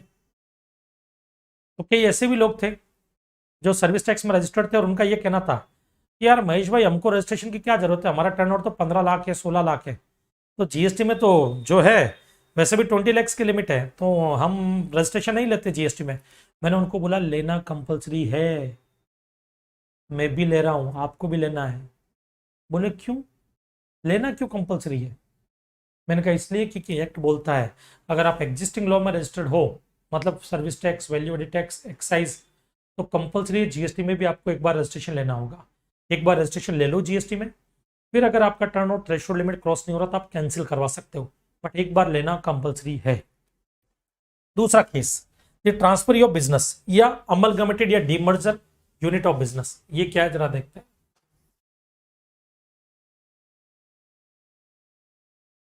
अनिल अंबानी, जस्ट थिंक क्या दिमाग पाया है इस आदमी ने, और कहते हैं ना नाम का बहुत फर्क पड़ता है। नील, इसने सारी प्रॉपर्टी नील कर दी। मुकेश, इसने कैश ही कैश कमाया। ओके, अब यहाँ पे देखो हुआ क्या था, अनिल अंबानी का एक बिजनेस था, बहुत घाटे में चल रहा था, हालत खराब थी। दिमाग देखना यहाँ पर, मुकेश अंबानी का, इसके अनिल अंबानी के बिजनेस के शेयर की वैल्यू मार्केट में गिर गई, हालत खराब थी, शेयर की वैल्यू गिर चुकी है। अब इसको कोई बैंक लोन देगा नहीं, अनिल अंबानी को, तो ये मुकेश अंबानी के पास में गया, भैया भैया थोड़ी हेल्प प्लीज, मदद। मुकेश अंबानी ने क्या किया, मार्केट बैंक से लोन लिया 10,000 करोड़ का। क्या जरूरत थी इसको लोन लेने की, पैसों की कमी है क्या, बट नहीं, खुद का पैसा नहीं लगाना, 10,000 करोड़ का लोन लिया, अनिल अंबानी की कंपनी के शेयर खरीद लिए, सारे शेयर खरीदे। जैसे मालूम चला कि मुकेश अंबानी ने शेयर खरीद लिया और टेक ओवर कर रहा मुकेश अंबानी, ये कंपनी अब इसमें मर्ज होने वाली है, ये कंपनी का ओनर अब मुकेश अंबानी बनने वाला है। जो शेयर 10 रुपए का था वो शेयर रातों रात 50 रुपए में पहुंच गया। 10,000 करोड़ के जो शेयर थे उसको मल्टीप्लाई बाय 5 करो, कितना हो जाएगा, 50,000 करोड़ की वैल्यू हो गई उनकी। 50,000 करोड़ की वैल्यू, उसमें से 10,000 करोड़ के शेयर बेच करके बैंक का कर्जा चुका दिया, 40,000 करोड़ अपनी पॉकेट में रख लिए, और बिजनेस भी भाई का आ गया इधर, भाई को भी सपोर्ट कर दिया। तो जो बिजनेस लिया इसने मुकेश अंबानी ने, तो इसका अनयूटिलाइज आईटीसी भी होगा अनिल अंबानी का, अनयूटिलाइज आईटीसी बराबर है, पूरा बिजनेस टेक ओवर किया मान लो, तो अनयूटिलाइज आईटीसी भी होगा।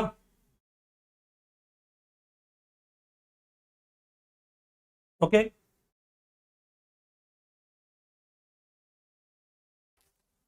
अब अनयूटिलाइज आईटीसी यूज कौन करेगा, मुकेश अंबानी। अगर पूरा बिजनेस इन्होंने ले लिया, तो इनका बिजनेस अगर इसमें अमलगमेट हो रहा है, मर्ज हो रहा है, बराबर है, तो इनका रजिस्ट्रेशन कैंसिल होगा, इनका रजिस्ट्रेशन नंबर चलेगा, इनका अनयूटिलाइज आईटीसी इधर आएगा, ये उसको यूज करेंगे, तो इसके लिए इनको रजिस्ट्रेशन तो लेना पड़ेगा ना, इनको रजिस्ट्रेशन लेना पड़ेगा, इसलिए रजिस्ट्रेशन लेते हैं।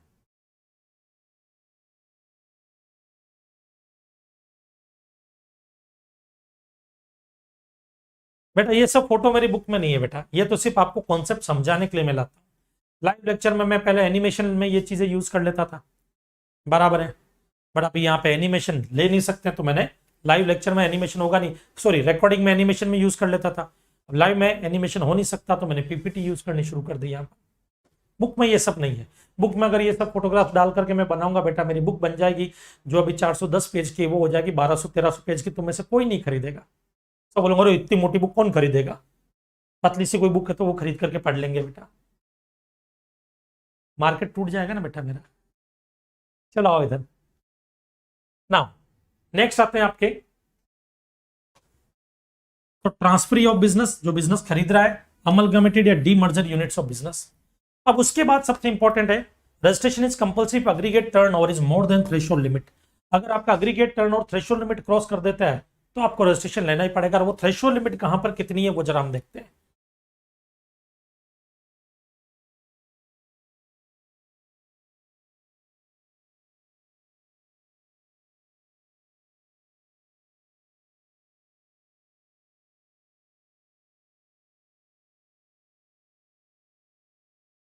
ना, ये हमारा इंडिया,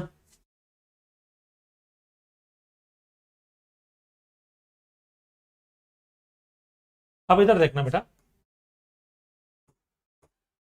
समझना, चार ऐसे स्टेट हैं इंडिया में जहां पे थ्रेशोल्ड लिमिट 10 लाख रखी गई है, कि आप चाहे गुड्स में डील करो चाहे सर्विस में डील करो, अगर आप सेक्शन 24 में कवर नहीं हो रहे, 23 में कवर नहीं हो रहे, तो फिर उस केस में आपको रजिस्ट्रेशन लेना कंपलसरी होगा, कब, जब थ्रेशोल्ड लिमिट क्रॉस करोगे आप, क्या करोगे, थ्रेशोल्ड लिमिट क्रॉस करोगे तब।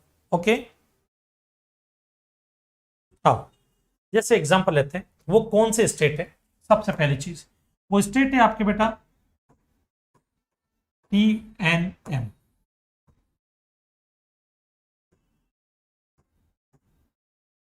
सबसे पहले टी का मतलब है त्रिपुरा, अगर इस त्रिपुरा में मेरा बिजनेस है, यहां पर त्रिपुरा में मेरी यूनिट है, बराबर है, या एम का मतलब है मिजोरम, मिजोरम में मेरी यूनिट है,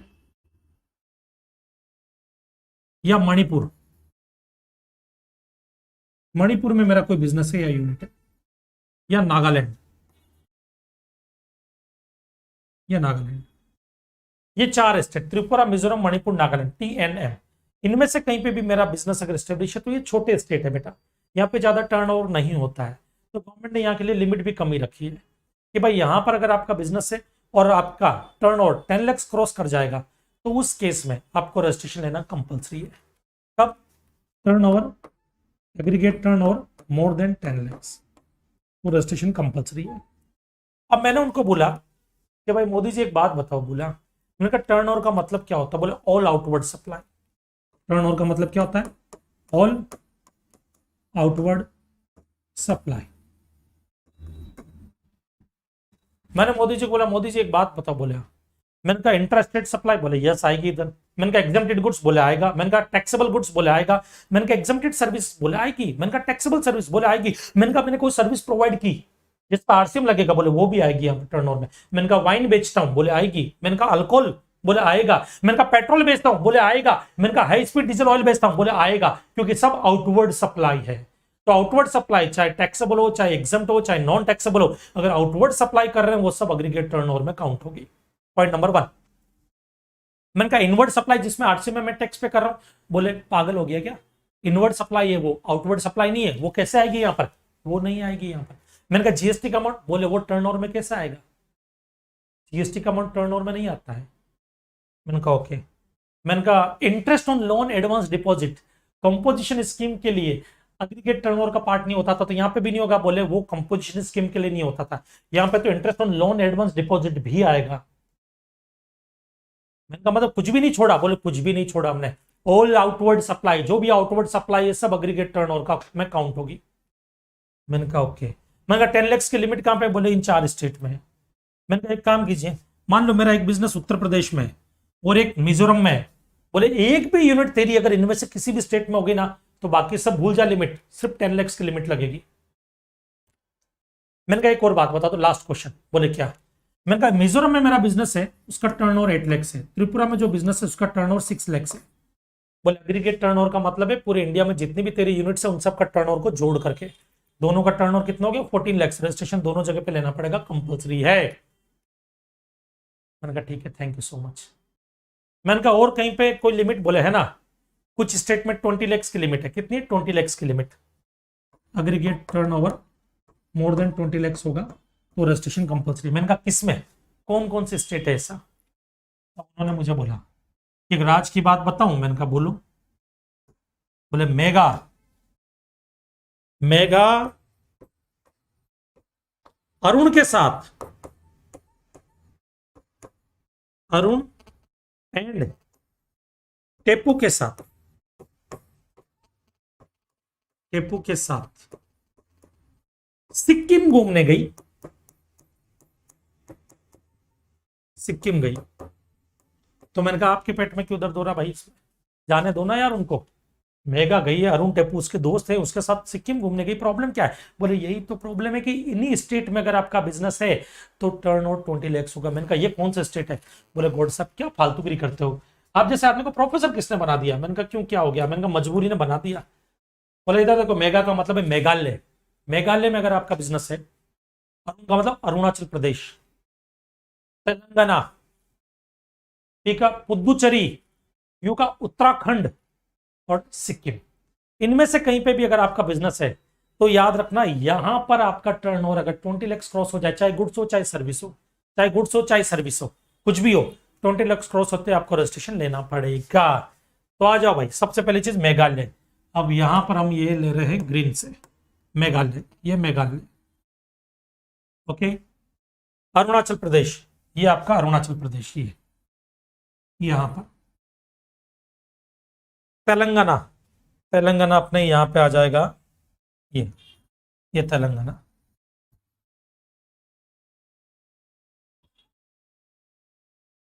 पुदुचेरी, ये पुदुचेरी आपका इस वाले एरिया में, क्योंकि यूनियन टेरिटरी है ये पुदुचेरी है, इतना सही।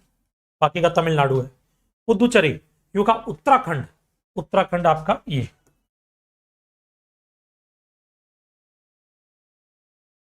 सिक्किम, सिक्किम घूमने गई, ये सिक्किम आपका। तो ग्रीन से जो मार्क किए हैं 1 2 3 4 5 6, यहां पर आपका टर्नओवर 20 लाख क्रॉस होते रजिस्ट्रेशन कंपलसरी, चाहे गुड्स में डील करो चाहे सर्विस में। और जो ऑरेंज से मार्क किए गए हैं यहाँ पे आपका टर्नओवर अगर 10 लाख क्रॉस होगा, चाहे आप गुड्स में डील करते हो चाहे सर्विस में, रजिस्ट्रेशन कंपलसरी होगा। ओके,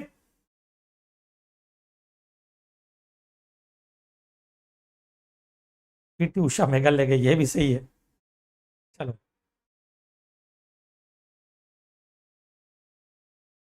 लाड नहीं छोड़ना बेटा, यहाँ पे लाड प्यार सब कवर होगा अग्रीगेट टर्नओवर में। ओके ना, अब इसके अलावा बाकी का जो इंडिया है, बाकी का जो India including Jammu and Kashmir, Assam, Assam को भी इंक्लूड कर लो, असम, जम्मू एंड कश्मीर, ये जो बाकी का जो पूरा इंडिया ना, बाकी का पूरा इंडिया, यहां पर क्या होगा, तो यहां पर इन्होंने क्या बोला बाकी के इंडिया के लिए,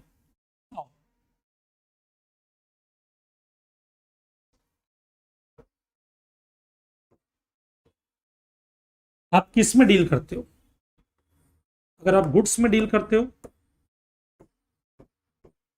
एक्सक्लूसिवली,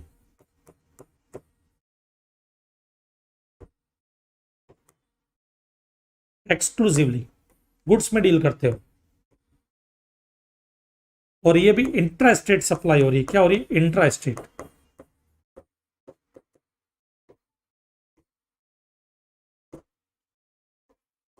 तब आपका aggregate turnover more than 40 lakhs होगा तो रजिस्ट्रेशन कंपलसरी।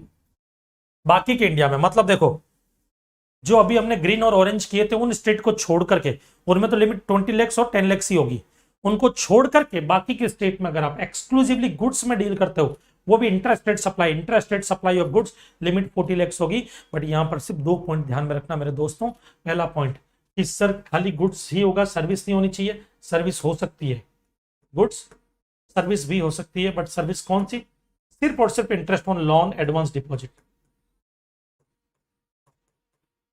इंटरेस्ट ऑन लाड है वो चलेगी सर्विस, उसके अलावा कोई और सर्विस हुई, उसके अलावा कोई और सर्विस दी तो रजिस्ट्रेशन के लिए थ्रेशोल्ड लिमिट 20 लैक्स होगी, 40 लैक्स नहीं होगी।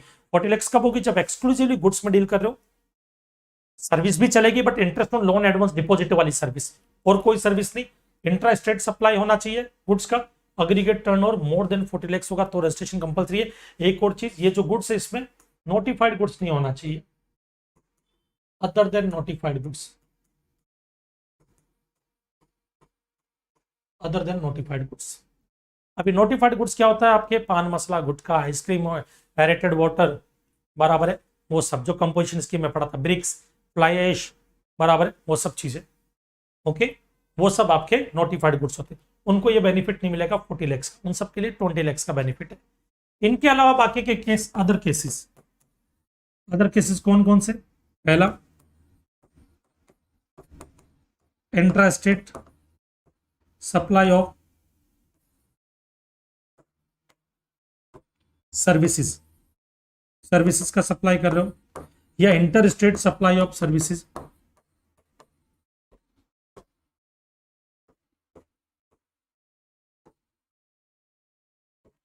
या फिर आप इंट्रा स्टेट गुड्स में डील कर रहे हो, साथ में सर्विसेज भी दे रहे हो, और ये जो सर्विसेज है interest on loan advance deposit के नहीं, कोई दूसरी सर्विसेज है, कोई दूसरी सर्विसेज है, interest on loan advance deposit के रही तब तो 40 लैक्स का बेनिफिट मिलेगा, उनके अलावा कोई और सर्विस रही तो 40 लैक्स का बेनिफिट नहीं मिलेगा, उन सब के लिए आपका टर्नओवर 20 लैक्स देखा जाएगा बेटा, 20 लैक्स अदर केसेस में। बट याद रखना ये अदर केसेस 24 में कवर नहीं होने चाहिए, जैसे इंटरेस्टेड सप्लाई ऑफ गुड्स 24 में कवर हो गया तो रजिस्ट्रेशन 24 में कंपलसरी है, फिर 22 का बेनिफिट आपको नहीं मिलेगा। आ जाओ, चलो अब एक काम करते हैं, इसके कुछ एग्जांपल लेते हैं ताकि आपका कॉन्सेप्ट और स्ट्रांग हो, कुछ एग्जांपल लेते हैं।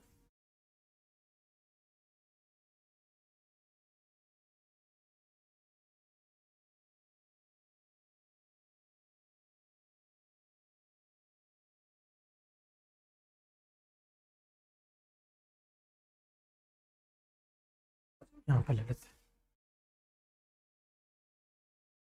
ध्यान से सुनना बेटा, मेरा एक बिजनेस, पहले तो आ जाओ अग्रीगेट टर्नओवर, उसी का लफड़ा खत्म कर देता हूँ। अग्रीगेट टर्नओवर,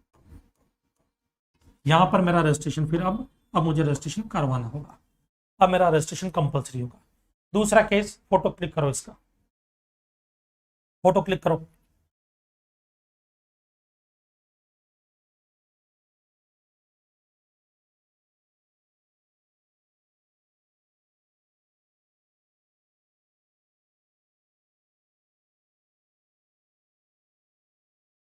ना, नेक्स्ट इंफॉर्मेशन फिर चेंज कर रहा हूं मैं।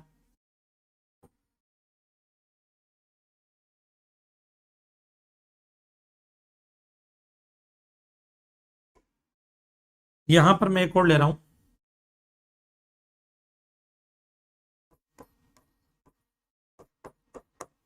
एग्जम्प्ट सप्लाई ऑफ सर्विसेज, मतलब मैं सर्विसेज की एग्जाम सप्लाई दे रहा हूं। ओके, यहां पर 3 lakhs, यहां पर 1 लाख। ओके, यहां पर 50, या यहां पे कुछ भी नहीं, ब्लैंक ना। अब मेरा मुंबई वाली जो यूनिट है उसका टर्नओवर कितना हो गया, 4 lakhs और 5 lakhs, कितना हो गया, 4 और 5, 9 और 4 lakhs, 13 lakhs। मेरा एग्रीगेट टर्नओवर कितना हो गया, 38 lakhs। रजिस्ट्रेशन कंपलसरी है, क्यों सर, क्योंकि यहाँ पे थ्रेशोल्ड लिमिट 20 lakhs देखी जाएगी। थ्रेशोल्ड लिमिट कितनी देखेंगे, 20 lakhs। क्यों सर, क्योंकि मैं इंटरेस्टेड गुड्स में डील कर रहा हूँ, भली भली गुड्स में डील कर रहा हूँ, बट मैं साथ में सर्विस भी दे रहा हूँ। ये देखो, ये सर्विस देने की वजह से मेरा जो टर्नओवर है, जो थ्रेशोल्ड लिमिट है, वो 20 lakhs पे आ गया। अब ये अदर केस में चला गया। अगर एक्सक्लूसिवली मैं इंटरेस्टेड सप्लाई ऑफ गुड्स कर रहा होता, क्या कर रहा होता, गुड्स कर रहा होता, इंटरेस्टेड सप्लाई। ओके, सर्विस में खाली interest on loan advance deposit चलता मुझे, तो 40 lakhs की लिमिट होती। अगर कोई और सर्विस में दे रहा हूं तो उस केस में फिर रजिस्ट्रेशन कंपलसरी होगा, कब, थ्रेशोल्ड लिमिट 20 lakhs क्रॉस होते ही। ओके, नाउ एक और केस आ जाता है, एक और केस आता है।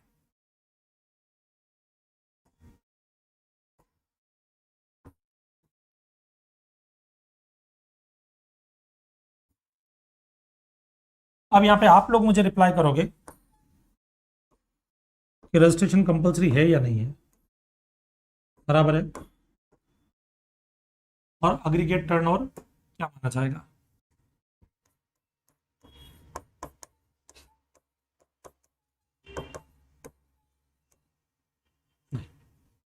इंटरेस्टेड सप्लाई ऑफ गुड्स में तो कंपलसरी होता है, पता भी आपको। अग्रीगेट टर्नओवर बताना कितना होगा, aggregate turnover, inward supply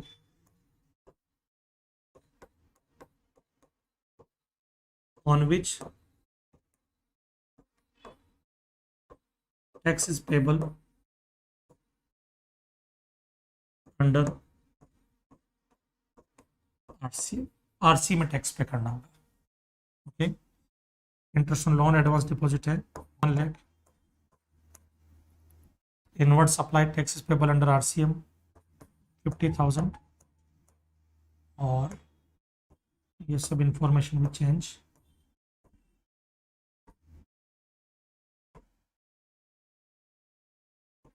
four lakhs, 2 lakhs,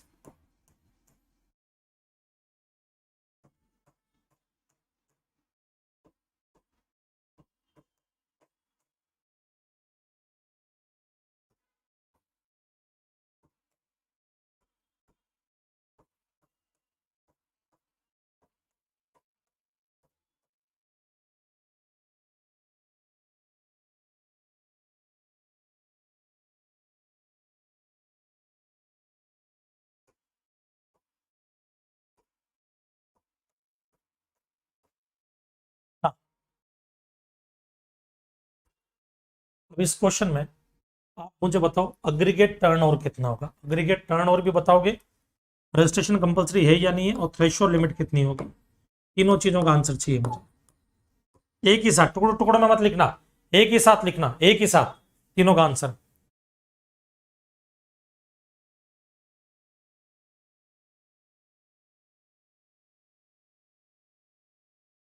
बाकी दोनों में रजिस्ट्रेशन कंपलसरी हो जाएगा। 10 लाख और 8 लाख है तो 10 लाख थ्रेशोल्ड लिमिट होता है, दोनों में कंपलसरी।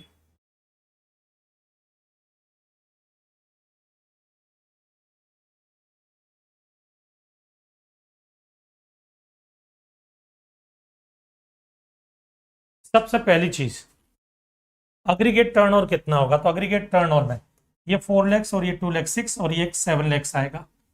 7 और 3 10 लाख, 10 और ये 12 लाख। अग्रीगेट टर्नओवर आपका 12 लाख माना जाएगा। रजिस्ट्रेशन कंपलसरी होगा अंडर सेक्शन 24 में। क्यों कंपलसरी होगा, क्योंकि आरसीएम में मेरी लाइबिलिटी आ रही है।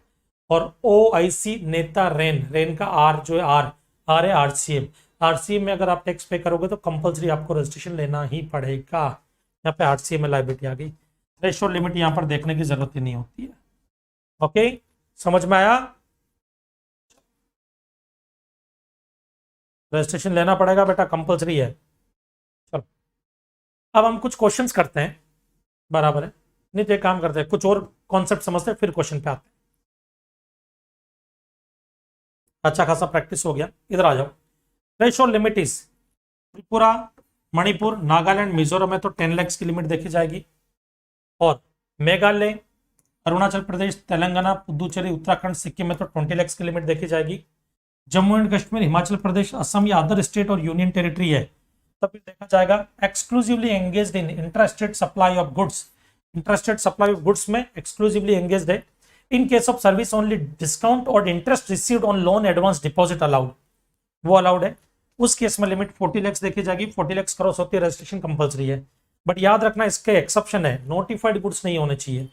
पान masala, tobacco, gutkha, edible ice, ice cream, aerated water, fly ash, bricks, blocks, building bricks, bricks of fossils, earthen roofing tiles वगैरह, वो सब कवर नहीं होंगे। उनके अलावा कोई और केस जो 24 में कवर नहीं हो रहा है, उन सब के लिए 20 लाख की लिमिट देखी जाएगी। आगे आ जाओ।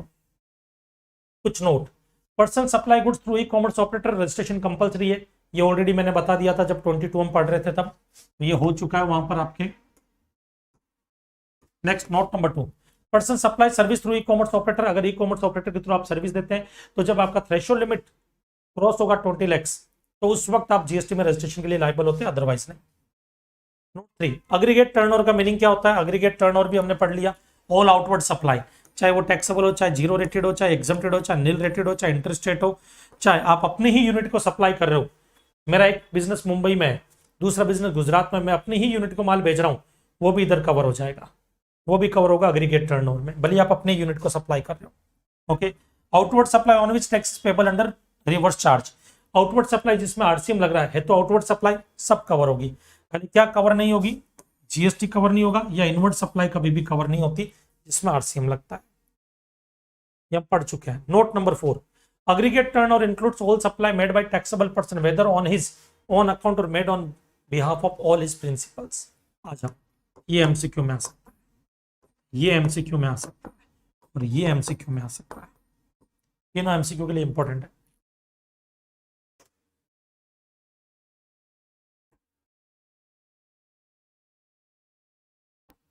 माशू खान, क्या हुआ बेटा पापा को?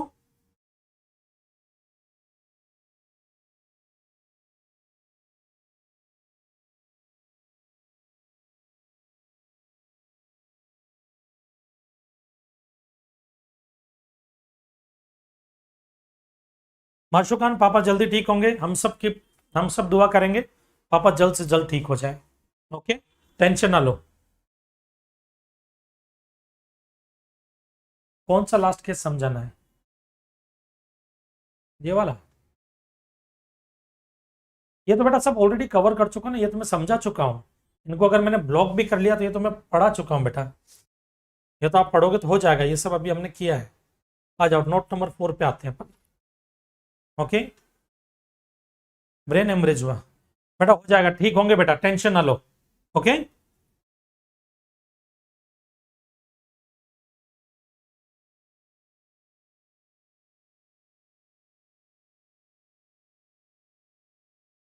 अगर मेरी कोई रेसिडेंशियल यूनिट है, मैं रेंट आउट करता हूँ रेसिडेंशियल पर्पस के लिए, तो रिसिपेंट अनरजिस्टर्ड है, तो क्यों कंपलसरी क्यों है बेटा? जबरदस्ती बिलाल अहमद जी, क्यों जबरदस्ती कंपलसरी? कहाँ लिखा है ऐसा compulsory?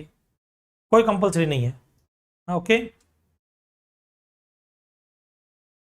Sir, turn over in through price 10 lakhs and UP turn over is 8 lakhs। बोला तो था आकिब, कितनी बार जवाब दूंगा इसका? 8 lakhs whether registration required in UP sir, I am required. बेटा शांत शांत शांत, कहाँ पे रिक्वायर्ड है कहाँ पे नहीं, अभी आ जाएगा इस केस में। आकिब तुम्हारा आंसर ये यहाँ पे छिपा हुआ है नोट 6 में। ओके चलो आगे आ जाओ बेटा, सब लोग माशू खान के पापा के लिए प्रे करना कि वो जल्दी ठीक हो जाए। ओके आ जाओ यहाँ पर। Note number 4, aggregate turnover includes all supply made by taxable person whether on his own account or made on behalf of all his principals। ये क्या कहना चाहता है समझो।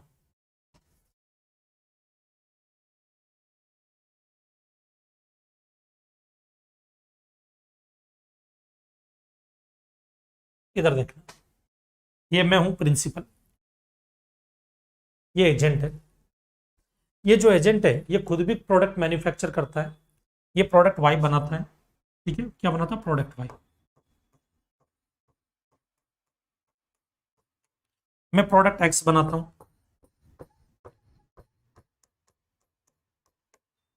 मेरी एजेंट के साथ में बातचीत हुई, मैंने एजेंट को बोला भाई तुम मेरे शेड्यूल फर्स्ट के एजेंट बनोगे? बोले यस। मैंने कहा मेरा प्रोडक्ट बेचोगे? बोले यस। तो मैंने कहा ओके। मैंने अपने यहां से एजेंट को सप्लाई किया प्रोडक्ट एक्स, जिसकी वैल्यू थी 20 lakhs, GST at the rate of 12%, 2.4 lakhs, total 22.4 lakhs। Okay ना, अब ये एजेंट क्या करता है, अपने यहां से खुद का प्रोडक्ट भी बेचता है कस्टमर को, प्रोडक्ट वाई बेचा कस्टमर को, और दूसरे कस्टमर को प्रोडक्ट एक्स भी बेच रहा है। कौन? ये एजेंट। इनवॉइस एजेंट खुद इशू करेगा यहाँ पर। अब इधर देखना, प्रोडक्ट वाई बेचा 25 lakhs में, प्रोडक्ट एक्स बेचा 22 lakhs में। ओके किसने? एजेंट ने। एजेंट ने आगे बेचा। अब यहां पर प्रिंसिपल का टर्नओवर क्या होगा? तो सबसे पहली चीज प्रिंसिपल का टर्नओवर, प्रिंसिपल का टर्नओवर यहां पे क्या होगा? तो प्रिंसिपल का टर्नओवर यहां पे क्या बोला बेटा? जो ये एजेंट को दे रहा वही वैल्यू 20 lakhs। एजेंट का टर्नओवर क्या होगा? तो एजेंट के टर्नओवर में इन्होंने क्या बोला कि एजेंट के टर्नओवर में वो टर्नओवर आएगा जो एजेंट का खुद का है, और दूसरा वो भी टर्नओवर आएगा जो एजेंट अपने प्रिंसिपल के बिहाफ पर बेच रहा है। क्योंकि जब कस्टमर टू को इनवॉइस इशू करेगा तो वो एजेंट इशू करेगा, एजेंट अपना जीएसटीआई नंबर यूज करेगा, ना कि प्रिंसिपल का, क्योंकि ये शेड्यूल फर्स्ट का एजेंट है, ये अपना जीएसटीआई नंबर यूज करता, तो ये भी इसके टर्नओवर में आएगा। तो इसका टर्नओवर होगा 25 lakhs प्लस 22 lakhs। कितना हो गया टोटल?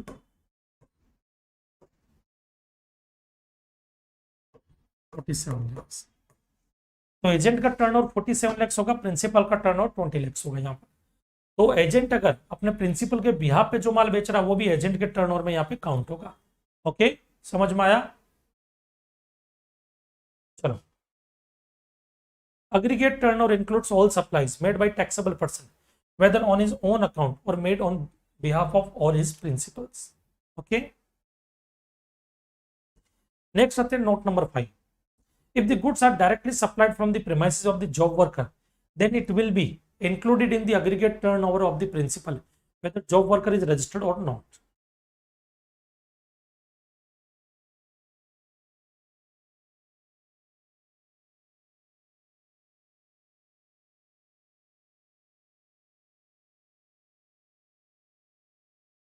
इसी में ले लेता हूं।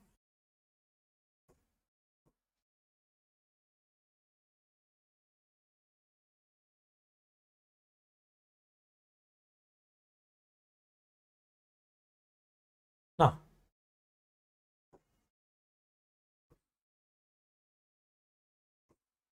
ये जॉब वर्कर है,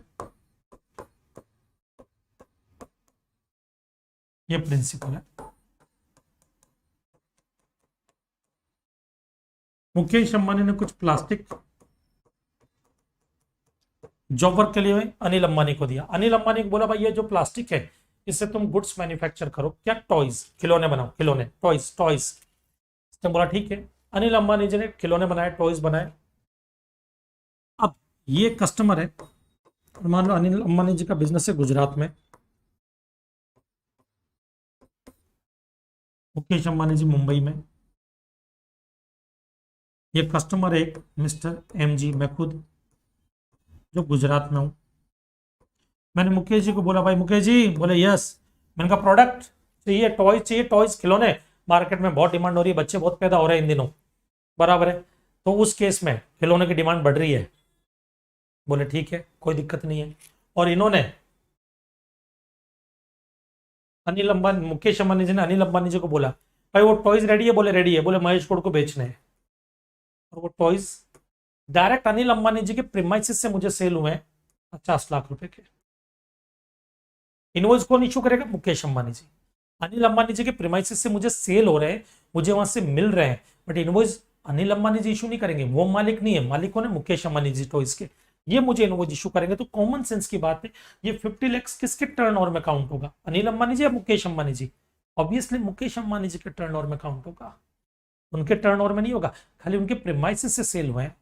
अगर वो अनरजिस्टर्ड पर्सन है तो मुकेश अंबानी जी उनके प्रीमाइसिस को अपना additional place of business declare करेंगे और उसके बाद मुझे बेचेंगे। वो रजिस्टर्ड है तो कोई दिक्कत नहीं है। ओके, समझ में आया?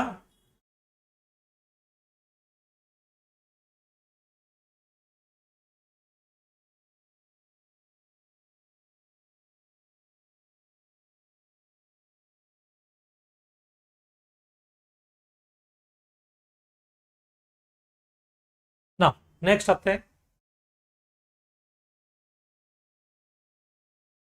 Note number 6। नोट नंबर 6 क्या बोलता है, ध्यान से सुनो। Registration required only for a place of business from where taxable supply take place. Aqib Aqib Aqib, अब आ जाओ यहां पर, तुम्हारा क्वेश्चन आ रहा है। रजिस्ट्रेशन कहां पे लेना पड़ेगा? आ जाओ यहां पर। ये देखो, मेरी 4 ब्रांच है, एक पंजाब में, एक हरियाणा में, एक राजस्थान में, एक दिल्ली में।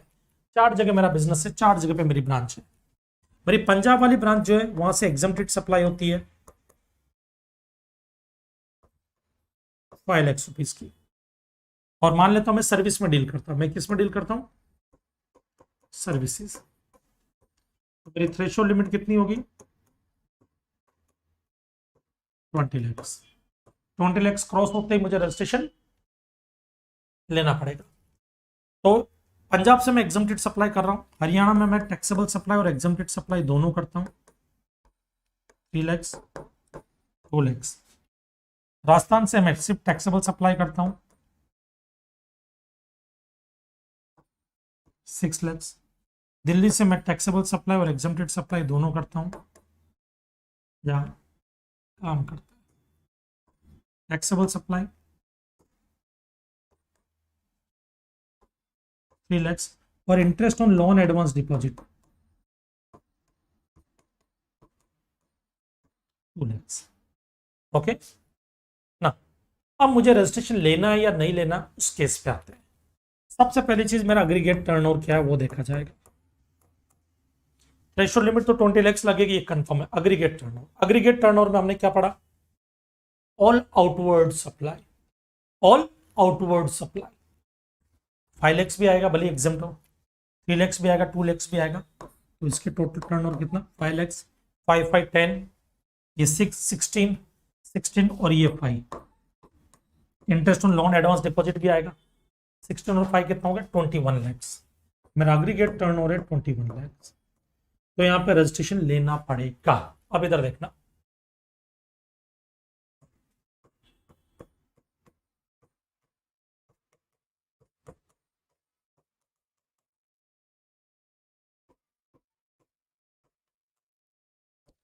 कंपल्सरी अंडर सेक्शन 22, क्योंकि थ्रेशोल्ड लिमिट क्रॉस हो गया। अब रजिस्ट्रेशन कंपल्सरी मेरा अंडर सेक्शन 22 में, लेकिन रजिस्ट्रेशन खाली उसी यूनिट के लिए लिया जाता है जहां से टैक्सेबल सप्लाई कर रहे हो। अगर एक्सक्लूसिवली एग्जम्प्टेड सप्लाई होती है वहां पर रजिस्ट्रेशन की जरूरत नहीं होती है। अब ये जो पंजाब है यहां से सिर्फ एग्जम्प्टेड सप्लाई हो रही है, टैक्सेबल सप्लाई का नामो निशान तक नहीं है, तो इसके लिए मुझे रजिस्ट्रेशन लेने की जरूरत नहीं है।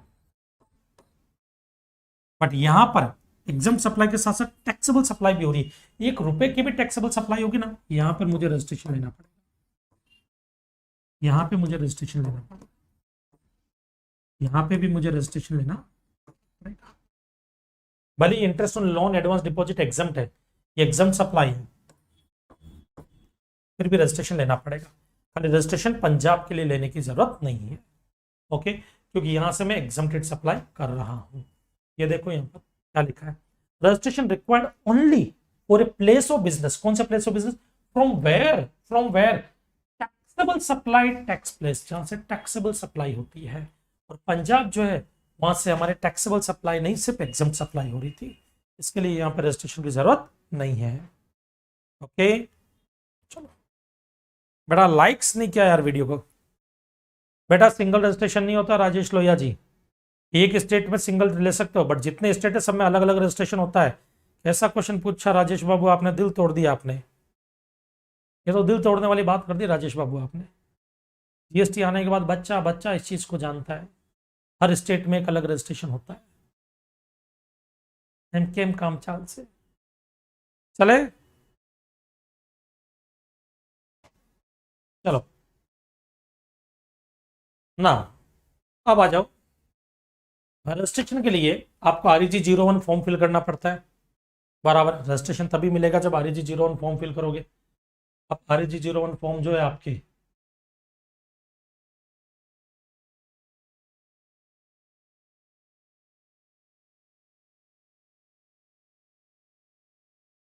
इसका लिंक कल मैं ओपन करूंगा, यहाँ पे लिंक ओपन नहीं हो रहा है इसमें, ठीक है, इसका कल लिंक मैं ओपन करके ही रखूंगा, तो मैं आपको बताऊंगा REG01 फॉर्म कैसे फिल किया जाता है, ओके, वो समय बताऊंगा। हाँ पैन कार्ड से चेक होता है बेटा।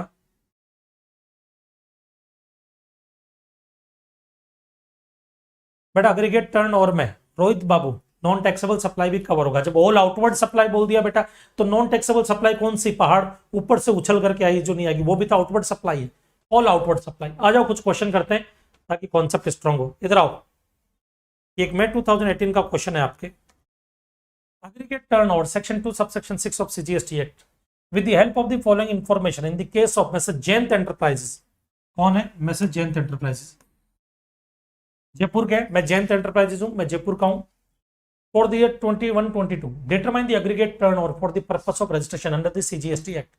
आपको एग्रीगेट टर्नओवर निकालना, वापस से चीख चीख करके बोल रहा हूं मैं, गला दुख रहा है मेरा, फिर भी मैं बोल रहा हूं। एग्रीगेट टर्नओवर का मतलब होगा बेटा all outward supply, all outward supply, all outward supply. अब ऑल में सब आ गया, सब आ गया ऑल में, ओके। चलो इधर आ जाओ, सेल ऑफ डीजल। अब डीजल भले नॉन टैक्सेबल है, सेल कर रहे हो आप, ये भी आउटवर्ड सप्लाई होगी, ये भी आएगा।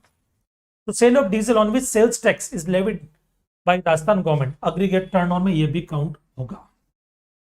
Supply of goods after completion of job work, job work complete होने के बाद में गुड्स सप्लाई किया जाता है from the place of Jayant enterprises directly by principal. अब देखो सीधी सी बात है, मैं जयंत एंटरप्राइजेज हूं, मेरे को किसी प्रिंसिपल ने जॉब वर्क के लिए कोई माल भेजा, वो माल मेरे पास में आया, मुझे बोला कि आप इसकी सप्लाई करो, मैंने नहीं, आप इस पर प्रोसेसिंग करो। मान लो मुझे प्लास्टिक भेजा गया, मैंने टॉयज बनाए, अब मेरे प्रीमाइसेस से टॉयज बेचे जा रहे हैं, वो मेरा टर्नओवर तो नहीं होगा, वो मेरी आउटवर्ड सप्लाई नहीं है, वो प्रिंसिपल की आउटवर्ड सप्लाई है, और यहाँ पे मुझे मेरी आउटवर्ड सप्लाई लेनी है, ओके। तो ये नहीं आएगा क्योंकि ये मैं जॉब वर्क करूँ यहाँ पर, तो प्रिंसिपल की आउटवर्ड सप्लाई में आएगा, मेरी आउटवर्ड सप्लाई में नहीं आता ये। Export supply to England UK, अब एक्सपोर्ट हो रहा है बेटा, एक्सपोर्ट एक्सपोर्ट एक्सपोर्ट हो रहा है बेटा, यूके यूके। अब कॉमन सेंस की बात है बेटा, यूके में आप एक्सपोर्ट कर रहे हो, है तो आउटवर्ड सप्लाई, ये भी आएगा। Supply to its own additional place of business in Rajasthan, Rajasthan में आपका एक खुद का ही एडिशनल प्लेस ऑफ बिजनेस है, एडिशनल प्लेस ऑफ बिजनेस। अब इसका मतलब समझो, ध्यान से सुनना, ये राजस्थान है। अब जो चीज समझा रहा हूं बहुत काम की है, यहाँ पे जयपुर में मेरा ये बिजनेस है,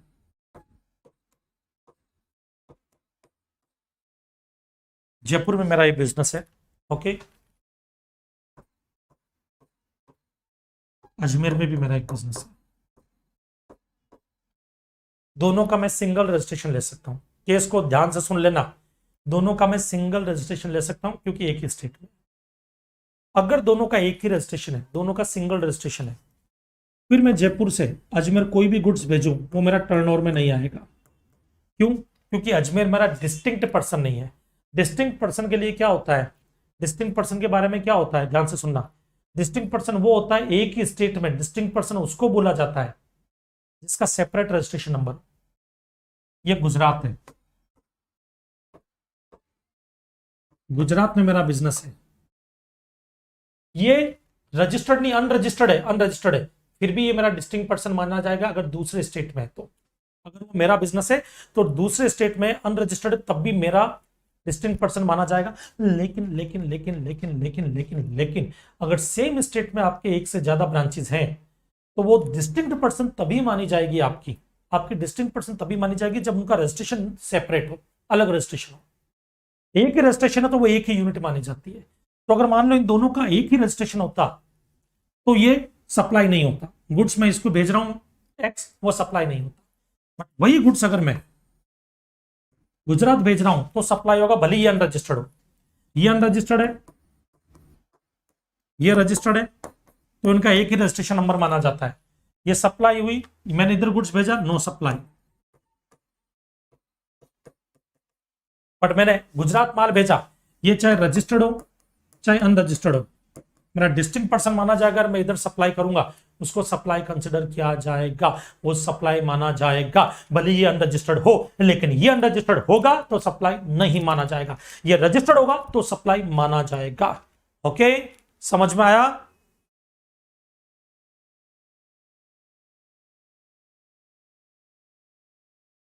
महेश कुमार जी, एग्रीगेट टर्नओवर का मतलब खाली स्टॉक बेचना नहीं आता है।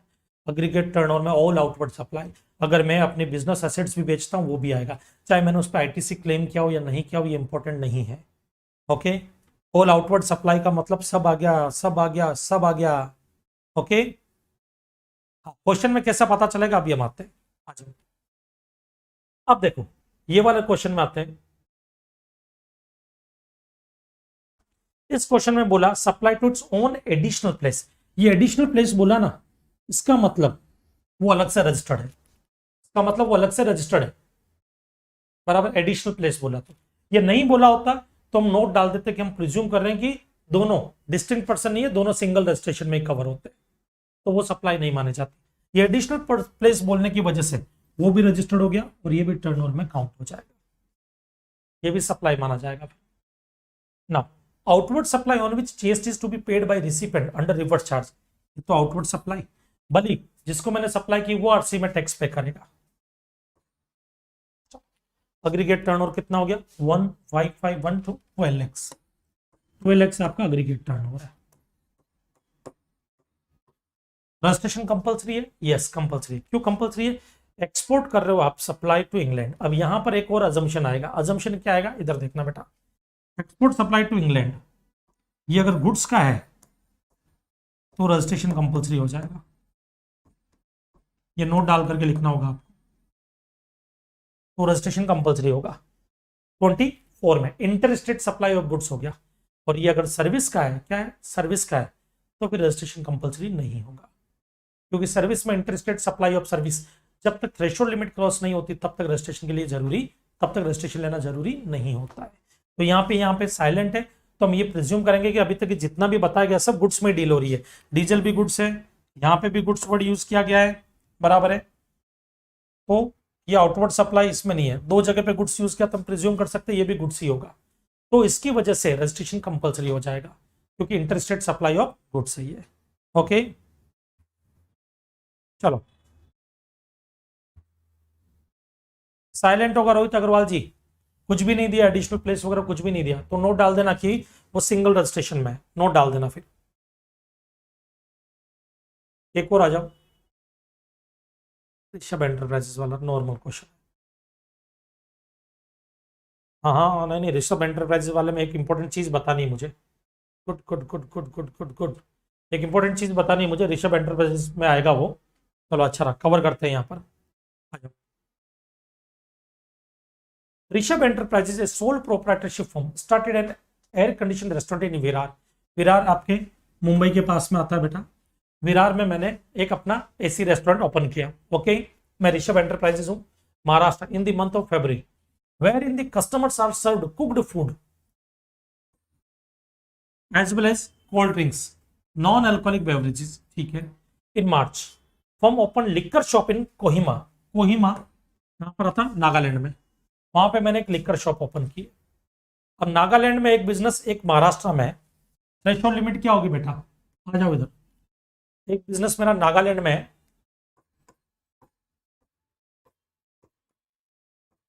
एक बिजनेस महाराष्ट्र में है,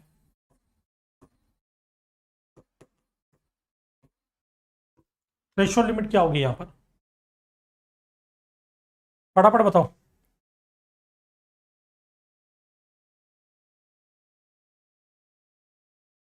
सर 10 लैक्स होगी।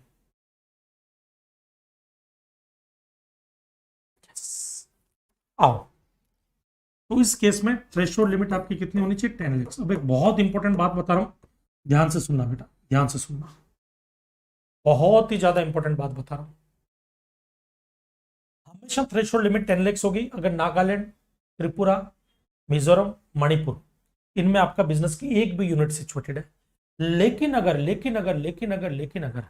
जो यूनिट सिचुएटेड है नागालैंड में, बराबर, वो अगर एक्सक्लूसिवली नॉन टैक्सेबल सप्लाई करती है,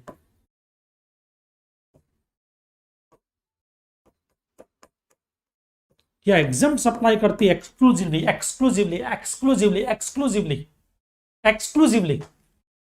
तब लिमिट 10 लैक्स नहीं 20 लैक्स देखी जाएगी।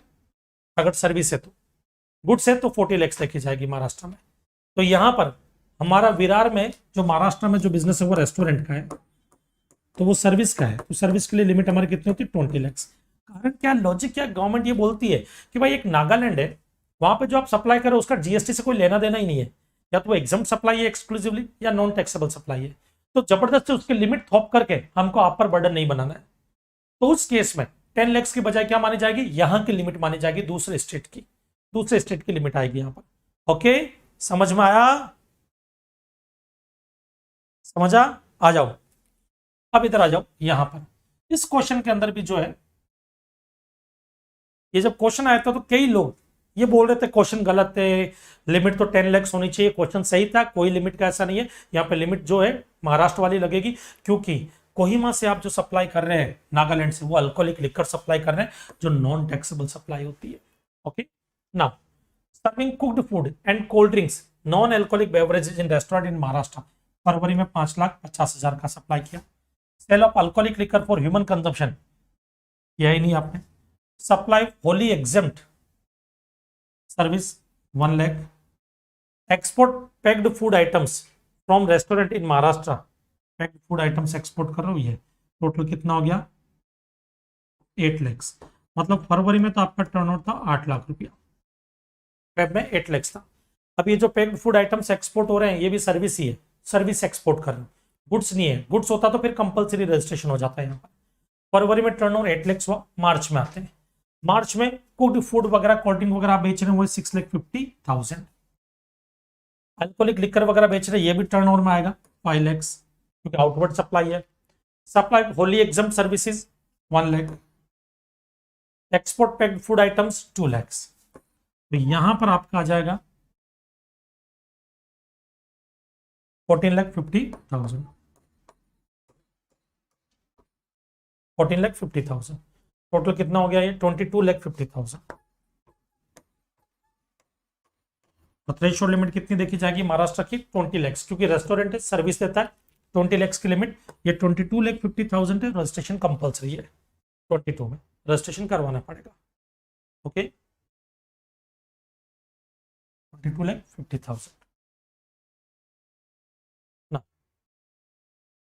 एक और आ जाते क्वेश्चन, ये तो छोटा सा क्वेश्चन, ये तो आप भी कर लोगे, बड़ा क्वेश्चन लेते हैं। हाँ, ये क्वेश्चन है ना, आओ इधर। Rajesh dynamic having its head office in Chennai carries on following activities with respective turnovers in a financial year. Supply of petrol at Chennai. अब देखो सीधी सी बात है, पूछा क्या है, it argue that it does not have taxable turnover crossing threshold limit of 20 lakhs. either at Chennai or Bengaluru and including turnover Manipur branch. It believed that the determination of aggregate turnover not required for the purpose of obtaining registration, but it required for determining the composition levy. Decide based on the above fact.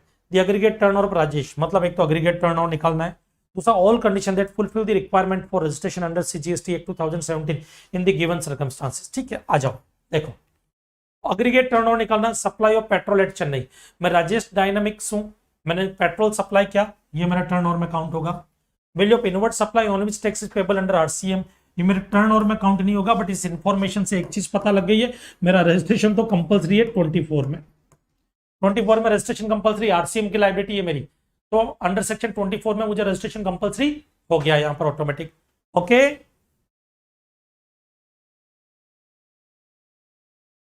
Next, supply to transformer oil at Chennai. अब supply to transformer oil at Chennai, Chennai में मैंने transformer oil बेचा, तो वो भले non taxable but turnover में count होगा। Value of branch transfer from Chennai to Bengaluru without payment of consideration, मेरी ब्रांच को ट्रांसफर किया चेन्नई से बेंगलुरु। अब बेटा चेन्नई अलग स्टेट में, बेंगलुरु अलग स्टेट में, तो कॉमन सेंस की बात है बेटा, यहां पर क्या आ जाएगा, तमिलनाडु से Karnataka, interstate supply of goods, ये भी काउंट होगा। ओके, नाउ नेक्स्ट आ जाओ, value of taxable supply at Manipur branch, Manipur branch में टैक्सेबल सप्लाई 11,50,000। तो सबसे पहली चीज तो 24 में रजिस्ट्रेशन कंपलसरी हो गया, हमको थ्रेशोल्ड लिमिट देखने की जरूरत ही नहीं है यहाँ पर, पॉइंट नंबर 1। दूसरा, अगर ये जो चेन्नई की ब्रांच को जो सप्लाई किया गया है वो भी अगर गुड्स है, तब 24 दो जगह लग गया, ये गुड्स है तो 24 यहां पे भी लग गया, और ये सर्विस है तो 24 यहां पे तो लगाई है, तो रजिस्ट्रेशन कंपलसरी, थ्रेशोल्ड लिमिट लगेगी नहीं। हाँ, अग्रीगेट टर्नओवर जरूर निकाल लेंगे हम, 18 + 2 20 और 30 और 33, aggregate turnover 33 lakh,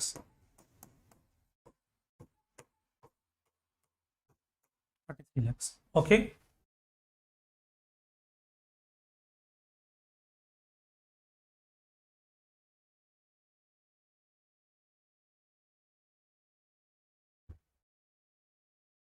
compulsory required to registered person, section 24।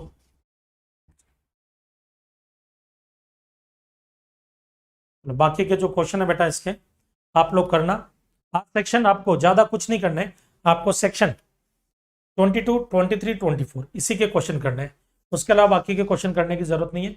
बाकी के क्वेश्चन जब कल मैं आपको आगे पढ़ाऊंगा उसके बाद करेंगे हम। ओके, और क्वेश्चन साथ के साथ कर लिया करो बेटा, साथ के साथ करोगे तो आप पे बर्डन नहीं आएगा। आज हमने ये चैप्टर पढ़ा है तो आपके पास में एग्जाम क्रैक करे, ये एग्जाम क्रैक करनी है तो जिस भी ऑथर की बुक है बेटा, बराबर जिन भी ऑथर की बुक से आपने पढ़ाई किया, पढ़ाई कर रहे हो या आईसीआई के स्टडी मटेरियल से कर रहे हो, तो उसके क्वेश्चन सोल्व कर लो, बट आज ही के दिन करो। 22, 23, 24 तीनों के क्वेश्चन आज ही के दिन सोल्व हो जाना चाहिए, वही क्वेश्चन सबसे ज्यादा आते हैं आपके। ओके, समझ में आई बात ना? जाने से पहले 4 लाइनें आप लोगों के लिए, ये एक्चुअली आपके लिए नहीं, ये पाकिस्तान के लिए 4 लाइनें। आज पाकिस्तान का टॉपिक छिड़ गया बराबर, तो पाकिस्तान के लिए 4 लाइनें तो बनती है।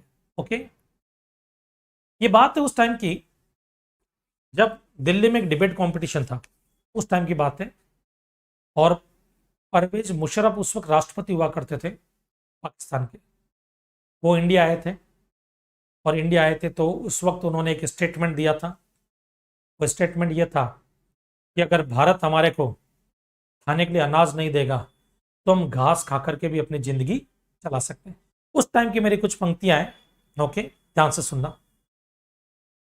सुन ले ए पाक जरा इतिहास पलट कर झांक, सुन ले ए पाक जरा इतिहास पलट कर झांक, करके छुप छुप के हमले क्या दिखा रहा अपनी औकात। सुन ले ए पाक जरा इतिहास पलट कर झांक, करके छुप छुप के हमले क्या दिखा रहा अपनी औकात। शायद गया है तू भूल, चटा चुके हम तुझको धूल, हमसे बड़े बड़े देश है थर्राते, तू तो अड़ता कहां हमारे, हमसे चीन अमेरिका है घबराते। अगर रही तेरी यही हरकतें तो कर देंगे तुझे खाक, दुनिया में मानचित्र तो होगा पर अफसोस उसमें ना होगा पाक। मानचित्र मतलब मैप। ओके, मिलते हैं हम हमारे नेक्स्ट सेशन में, नेक्स्ट वीडियो में कल शाम को 7 बजे। तब तक के लिए जय हिंद, जय भारत। और आपके कोई भी डाउट हो टेलीग्राम चैनल में पोस्ट करें, बट मुझे टैग करते हुए पोस्ट करें। ओके।